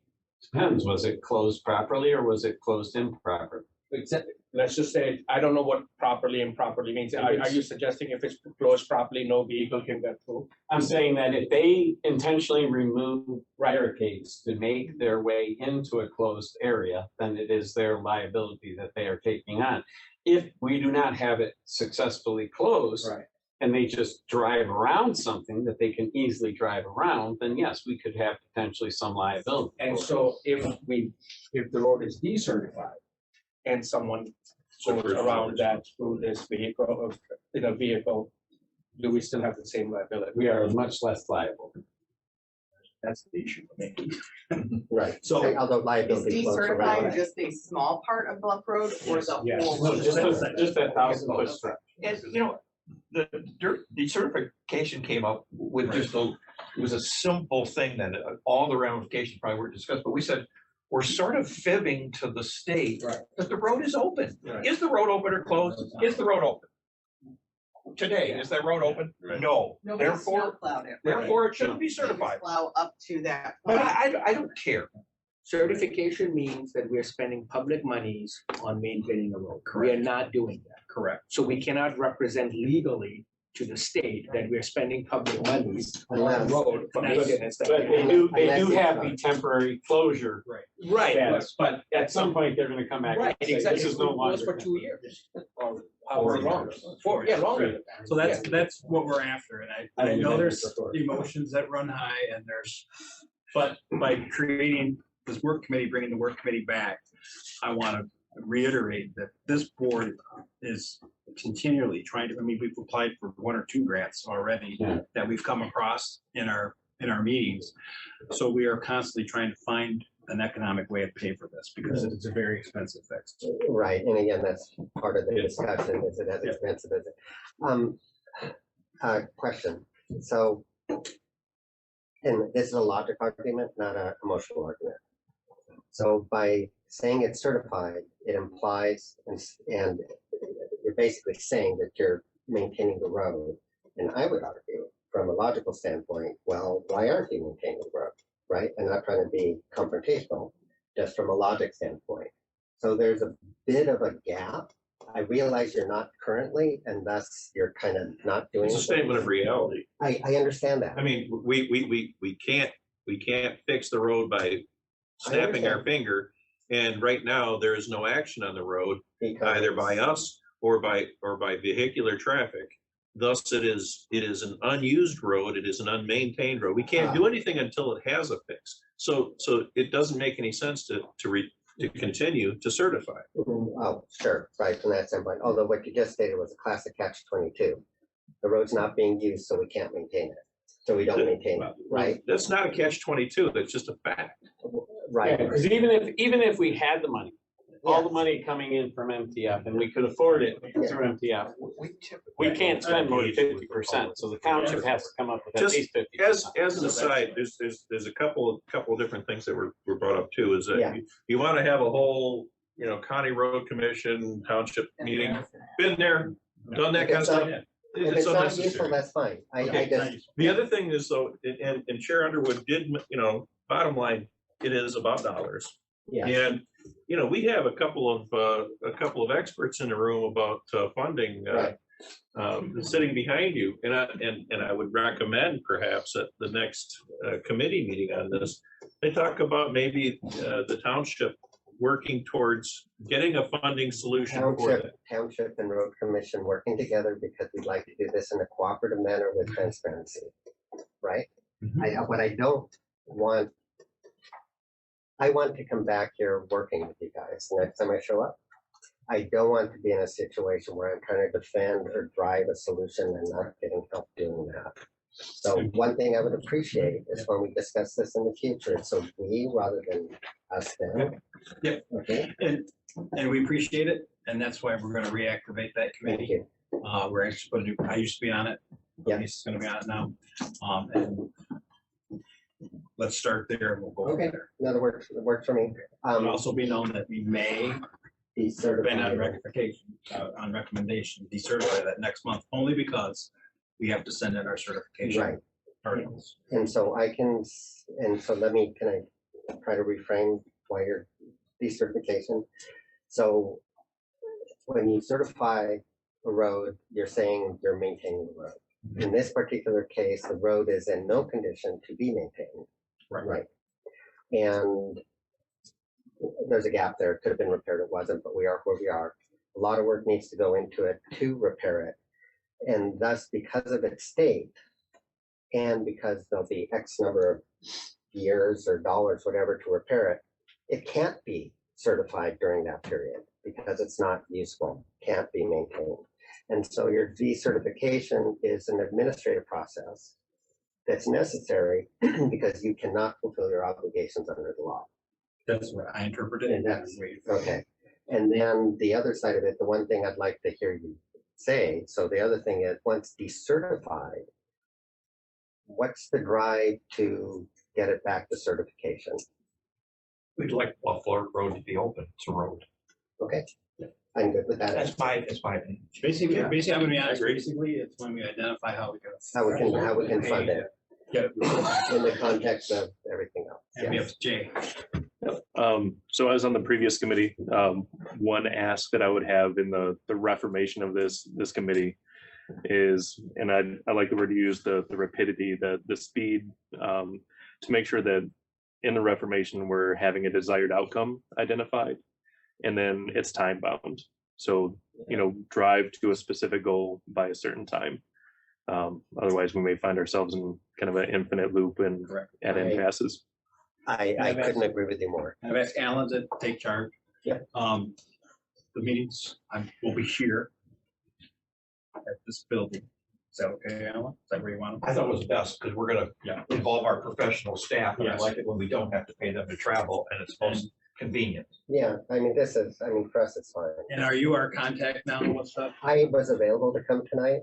Who's the number one contact for the township that we should? Oh, that would be Isaiah as their supervisor.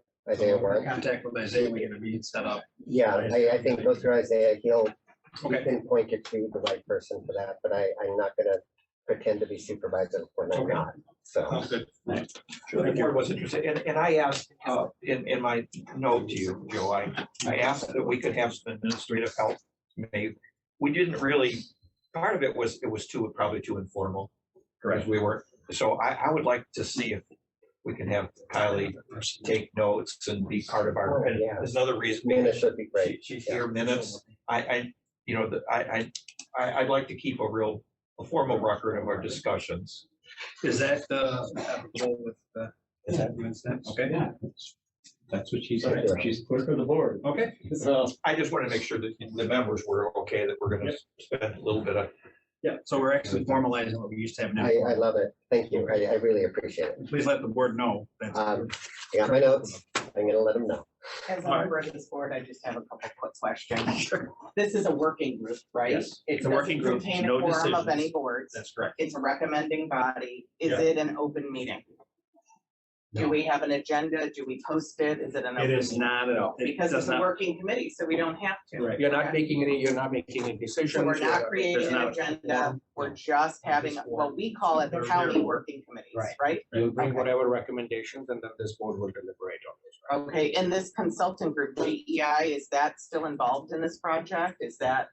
There are soil engineers. Okay, so that would be part of it. She I wouldn't know- necessarily have to be here all Shouldn't the time. necessarily have to go all the time, but Okay, just I mean, it's a Recognize- fairly large group. so that's why recognize I our was engineer wondering. and the township's engineer have Okay, a place to take. and this committee, when it met previously, how often did it meet? We met about 5 times over the course of the year. Okay. Okay. These aren't meetings that the Ticker and the Record Eagle come to and people line up outside. No. I mean, they want to. Okay, No. And it's a public building. because we want to do work and communicate and get things done. I was concerned that it was already getting too big. How many board members? It's were on large. before? Well, we filled the table up. I don't. Right now, it's 12. It was 12 or 14. Sometimes Gordy Fraser brought a couple extra people. Yeah.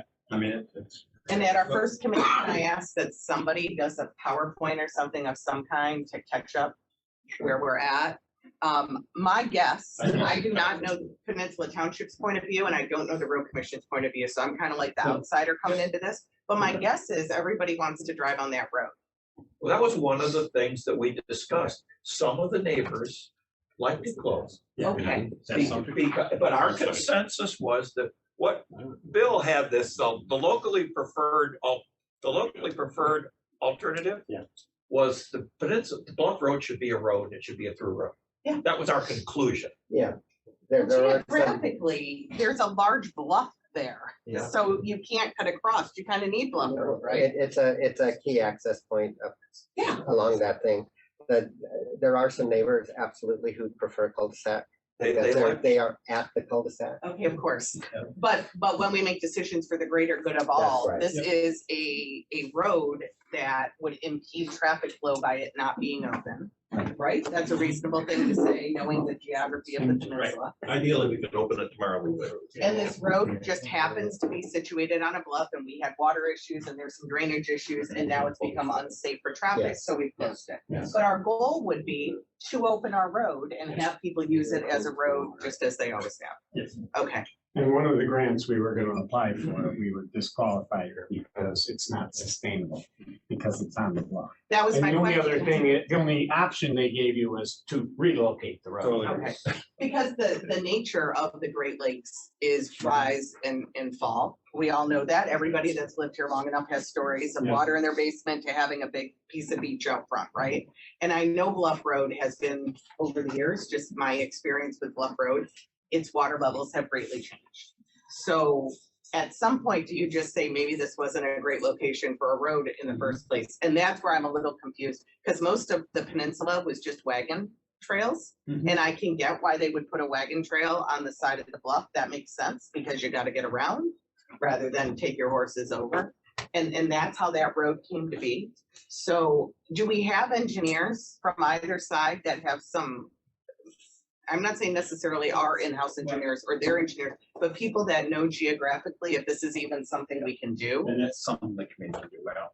Yeah. I think that's why you're here, We but- can't have that presented to us? No, at I the- think that if you want to get with Alan and talk Okay. about that, because what we're looking for at this board. But we weren't to that point yet, is what I'm saying. Yes, No, there is some discussion. there was We'll some, go over that. Well, if somebody could just put some kind of presentation on, Yes. just so we know where we're, and maybe if we all have a consensus on where we're starting, we'll realize we're not that far away at all. If I may, when this started, I mean, I don't even think you were on. No, I was not. So I think a timeline, what has been done, what we've spent. Okay, this, I think it'd be prudent to have the solutions that have been presented to us as potential solutions. Just if you could, in order, just so that she can get caught up, because there's a lot of moving parts here that have happened along the way.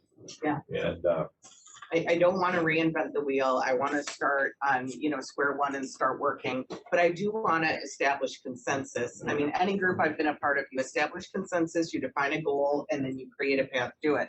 And usually you find out both sides are pretty much in consensus. Yeah. and Alan's, when we're more for detail, but when you did, you had a suggestion of when you wanted to meet, if you just get with Kylie and find out, do that, that'd be great. So with that, thank you for coming tonight. I appreciate it. It's my pleasure. Thanks for having me. Informational items. Brad? Okay, today we had our first meeting with the MDOT and Federal Highway to talk about the MPO and what it means. A couple of quick things that should cover us for today, and we'll talk more about this tomorrow at strategic planning as to what does this mean for us as an organization. But the urbanized area in the county is going from 44 miles or square miles to 52 square miles. So soon we are going to be gaining several miles of urbanized road, which means just for normal Act 51, we're going to have a significant bump in revenue. The normal $385,000 that used to be allocated for the small urban designation, because we're now an MPO, that steps from $385,000 to $1 million a year. The anticipation is roughly 9 out of 12 years. The road commission will be the receiving end of that, because Traverse City will get a couple and Lamont County doesn't have that many in their urbanized area, so they would get one, maybe two, and occasionally. There's also $228,000 in consolidated planning studies. That's basically corridor studies to determine where traffic volumes are going to need to be addressed and where roads are going to be able to be widened, and what the recommendation is from consultants or others to determine that this road needs to go from 1 lane or from 2 lanes to 3 or 2 lanes to 5. There's also $120,000 in carbon reduction funds. Those are basically designed to create efficiencies or capacity improvements. They can also be used potentially for us to connect our signals by fiber optics, so we don't have any of these radios. And that would give us a much better communication network to all of those. So those are things that can be done with those. The biggest thing that we found out is because of the way the state's MPO system is set up and the delay that occurred, that came out of the census when Detroit filed suit against the Census Bureau to say that they undercounted Detroit. It delayed us getting these results, but the new plan says that by October 1st of this year, the MPO will be in effect. So over the course of this summer, we're going to be having several meetings to start discussing the makeup of this board and how it's guided and what it means for the entire region, what the actual boundaries of the urban area are, we know, but the affected area or the study area needs to be determined. So that has to make it no later than October 1st for the governor's signature so that we are eligible for funds for that year. And in those discussions, I know you go. Yes, and Wayne goes also. Would it behoove us to have a commissioner? At this point, not yet, but the next ones after they meet with this board, yes. Is They'll this be, the TTCI committee? Is that what it is? Okay, I was on that board when I was the county commissioner. yeah, graduate currently. And we just dreamed up being an MPO. Yeah, well, it's here now, so. When that time comes, I'll make it public. I would like, if Hyder's willing to be our person to go to those meetings. Yeah, and I will let you know as a board when we're ready to actually start the formation. Okay. So there's still some things that need to be done. There's the unified work plan that is basically to take effect October 1st. And we have to have projects on a shelf ready to go to bid because the MPOs all bid out projects for federal aid about the same meeting or the same bid letting for MDOT. So it's a very early thing. We're going to need to have that taken care of. The long range plan will be something that will be done in the next couple of years. The long range plan will spell out everything that we as a region expect from the transportation network in the next 20 to 25 years.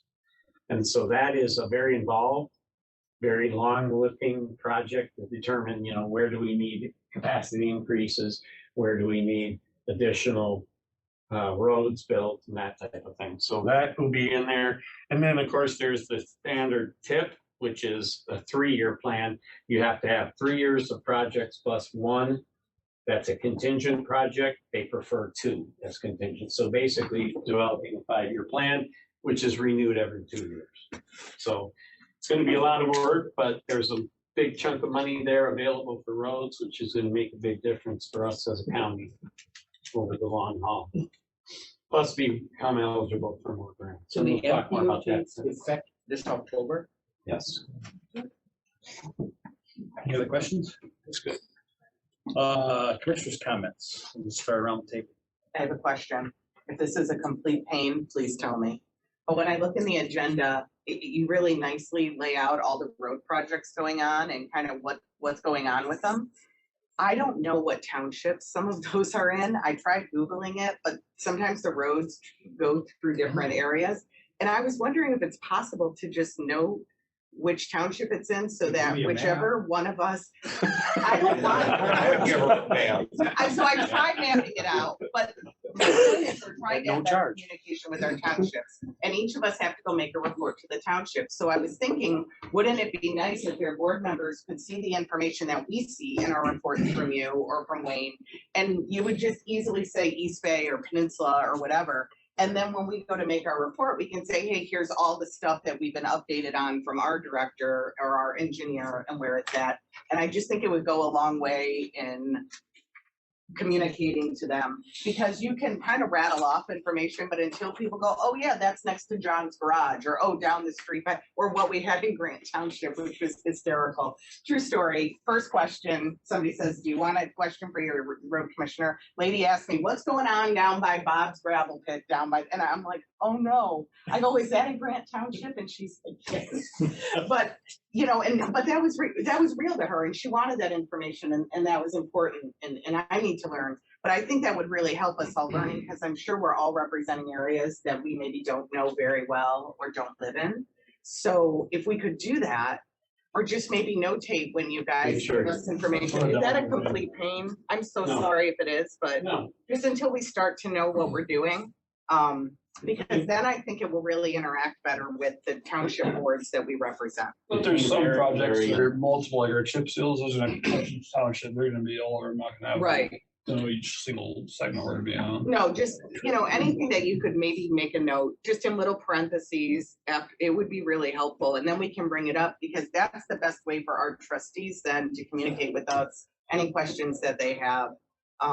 And some of them may be surprised that work is going to be going on or is about to start in their township. And then they would hear about it and not maybe be surprised or feel that they weren't communicated with very well. And that could be a service that we could provide as, we're taking the time to go to the meetings. We should provide that kind of. We can do that between Derek and Larry and. We also are building every year we put our construction map out on our website, so you can go to the map and you can see when they start the construction. We collaborate with TC or Traverse City, and we also collaborate with MDOT. So that one map application on our website shows all the construction projects. So we can look it up when we get our reports from you, and then kind of try to pinpoint it so we can share that. Because I like the updates that you guys give, kind of where you're at in the process, and I think that's really valuable to let everybody know, not just on the town board, but people in their audience and stuff. I think they would appreciate it. Well, Brad and I attended the meeting in Green Lake Township, and it was a very good presentation.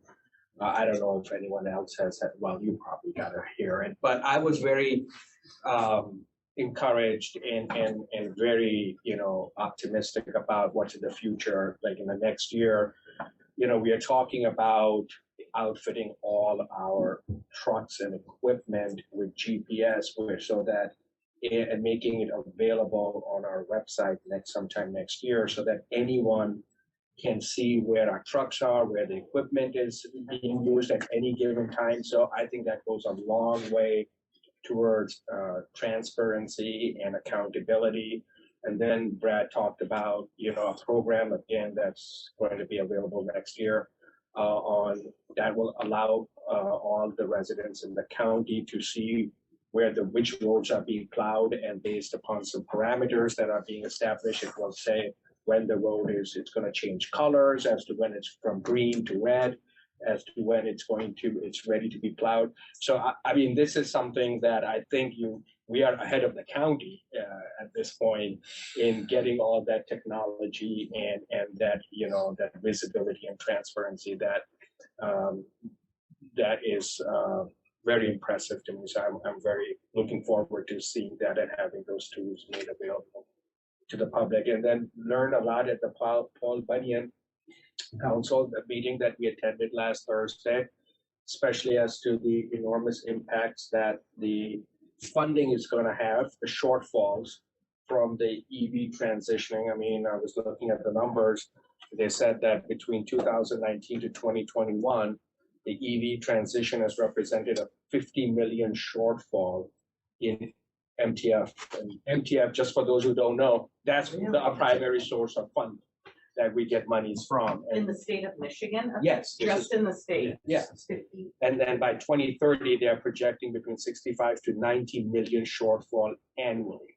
So that's just, that's 2030. If you think about it, that's 7 years away. So hopefully our legislature can get on board and start working towards a plan, because some of these auto manufacturers like GM has already committed to having 100% of their fleet be electric, and these are heavier cars, and an EV is approximately, it says, 1,000 pounds heavier than a comparable model internal combustion engine vehicle. So that's all I have. Hey, I'm doing my share. I got all my vehicles are V8 engines. So.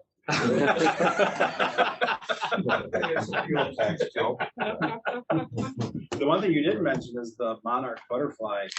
I was leaving that for some for you. I mean, I couldn't, steal all your thunder. Well, the EV thing, I mean, I don't think it's as critical in some ways as they really want to make it, but I give them credit for approaching it before we all realize that electric vehicles at any significant quantity is just not going to work. It's just not. Okay, there's that. I don't think we get over 10%. Honestly, for very long. Michigan? Yeah, in Michigan. I just don't think it's going to happen until we have a complete build out our electrical infrastructure. We're short already. As far as capacity goes, the word capacity was used in terms of the SBO and study. What we're doing here, and I just don't ever want this to be underestimated, how much impact this crossing is going to be in terms of capacity. It's gonna completely change traffic patterns, completely. You don't think one road can make that much of a difference? I mean, OHM, I mean, they show 38 or 37% change just on South Airport Road itself. 37% is a monster change. It'll make the road look, I mean, if you went from where it is now and you just, again, flick of the switch, and you have that capacity, it would seem dead.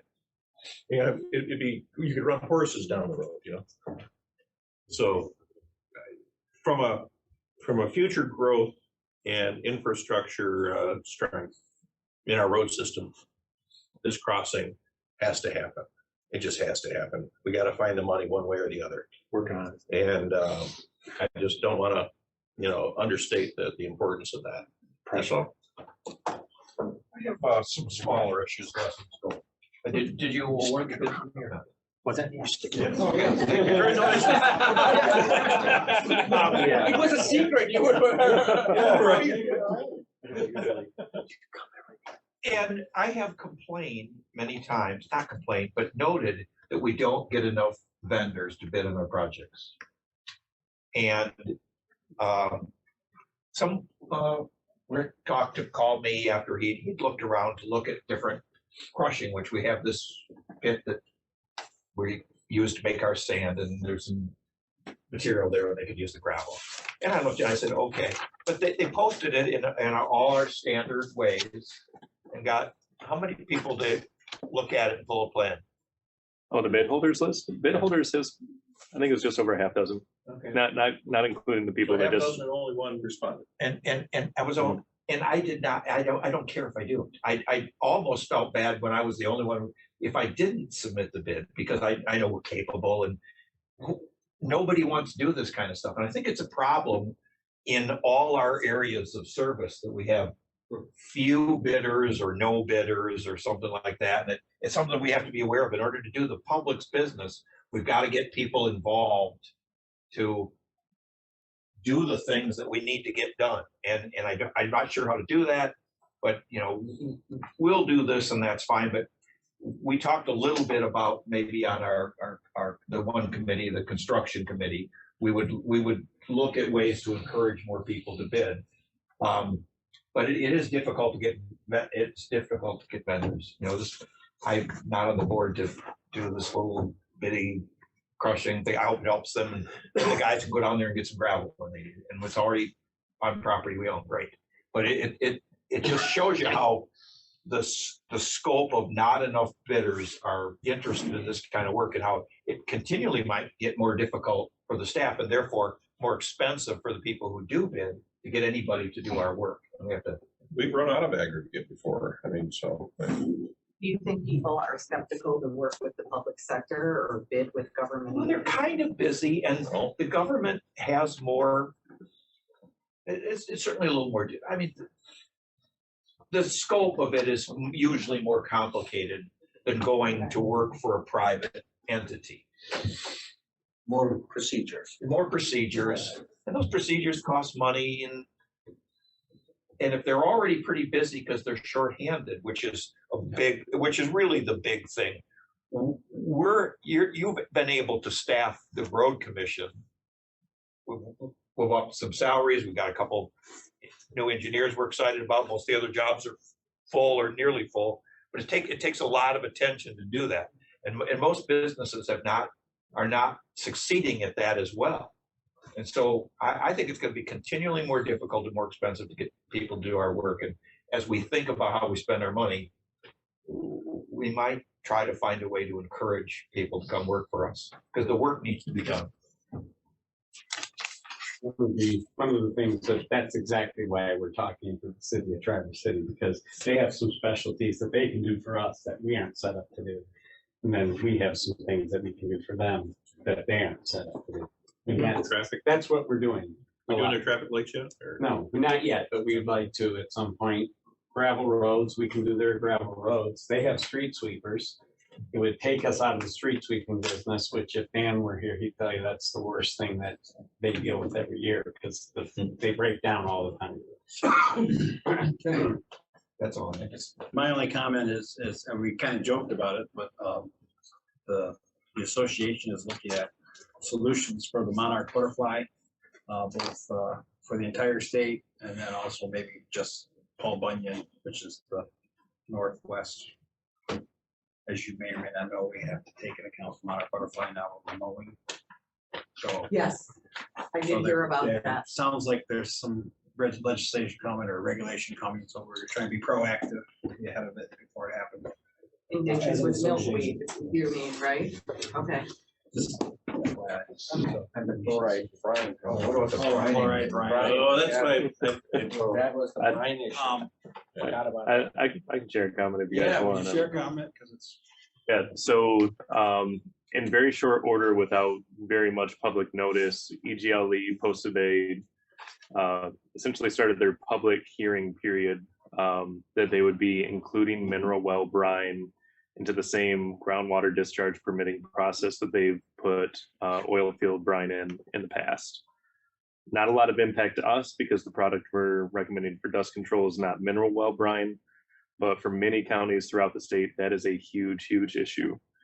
Some counties have their own mineral well brine station set up that they're actually producing their own mineral well brine.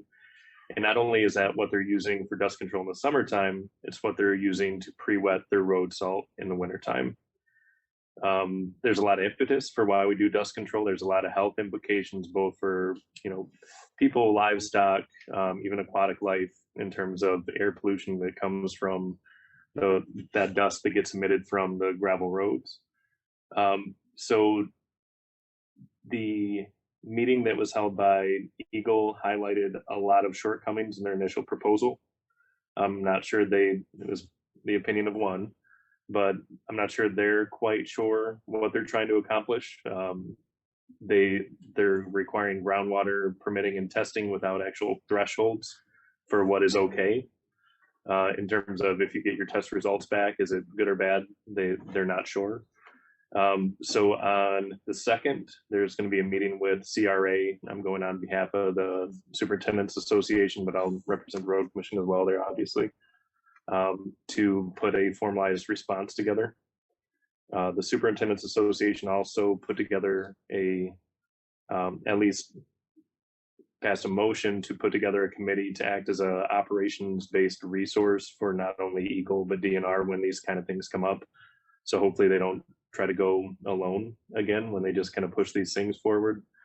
But yeah, if this were to go in as they had initially proposed, there are many counties that dust control would be at least 3.5 to 4 times more expensive per year if they choose to do it. If dust control is not being conducted, there's research out there that a gravel road that's not maintained with dust control could quickly go to pot within a single calendar year. Once a gravel road hits that goes from poor to an actual failed condition, the cost of restoration is typically between 6 to 8 times higher than it would be if it was otherwise maintained. When asked in that first public meeting that Eagle was hosting, have you considered the cost to other agencies by the changes that you're proposing? It was crickets. They all kind of looked around to one another and was hoping someone else was going to jump in and answer the question. So they're aggressive on their timing. They're trying to get this pushed through as early as April.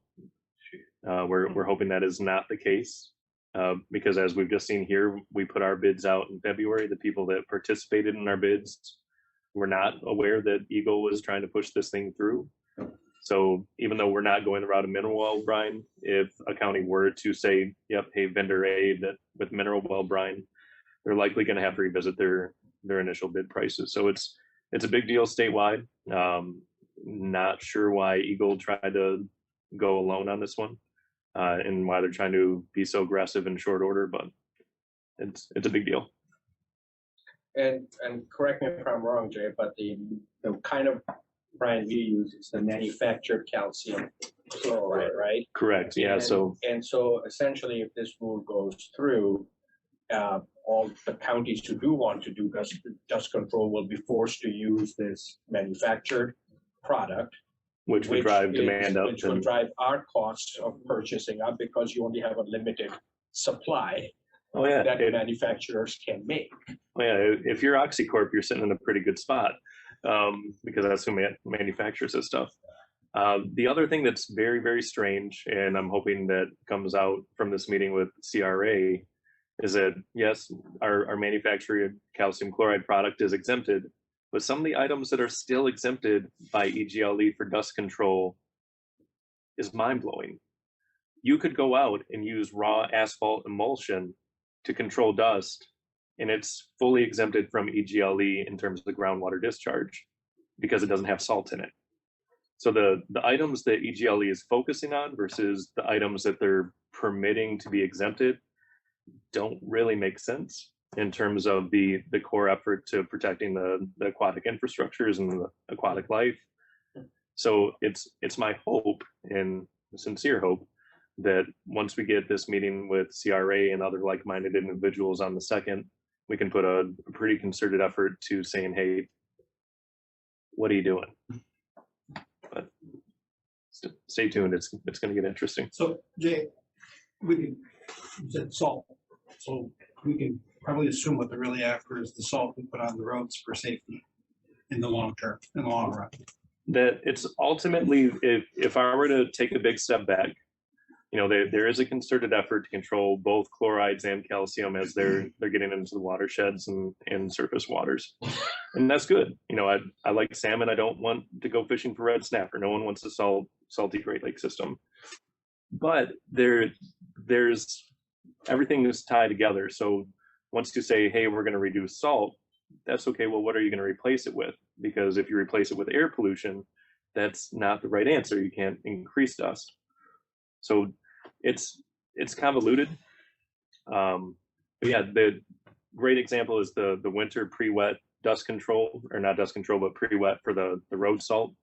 The whole purpose of pre-wetting your road salt is to reduce your salt usage. So if they, I won't use the word vanish, but make it very, very hard to use pre-wetting material, your road salt material that you put down is actually going to increase. So that's why we're all scratching our head is, well, where is this coming from? Have you actually looked at all the angles of and impacts of what you're trying to pull off here? It's strange. That's the best I can describe it. Thank you. Is there any more public comment? Maybe a public comment? Yes. Do we have to read the rules again? Was he here for it? He was not here. Okay. Better read the rules and then. Any person may make an advance appointment with the board regarding road commission topics for a regular or special meeting in accordance with the Open Meetings Act. If an appointment is made, the topic will be an agenda item. The following applies to public comments. Please state his or her name and address. The topic must be relevant to the road commission.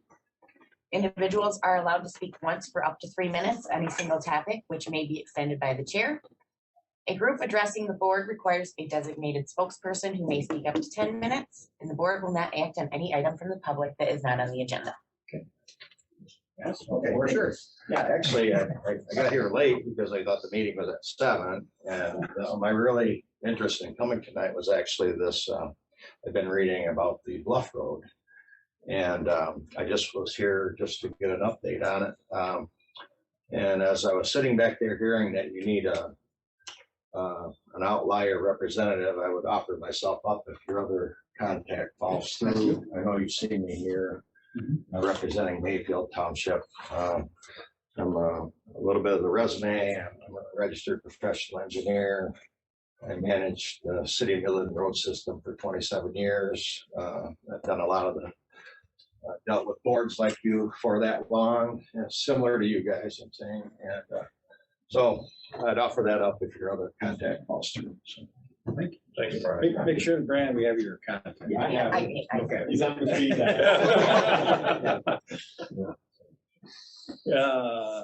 Nothing else? Motion to adjourn. Support.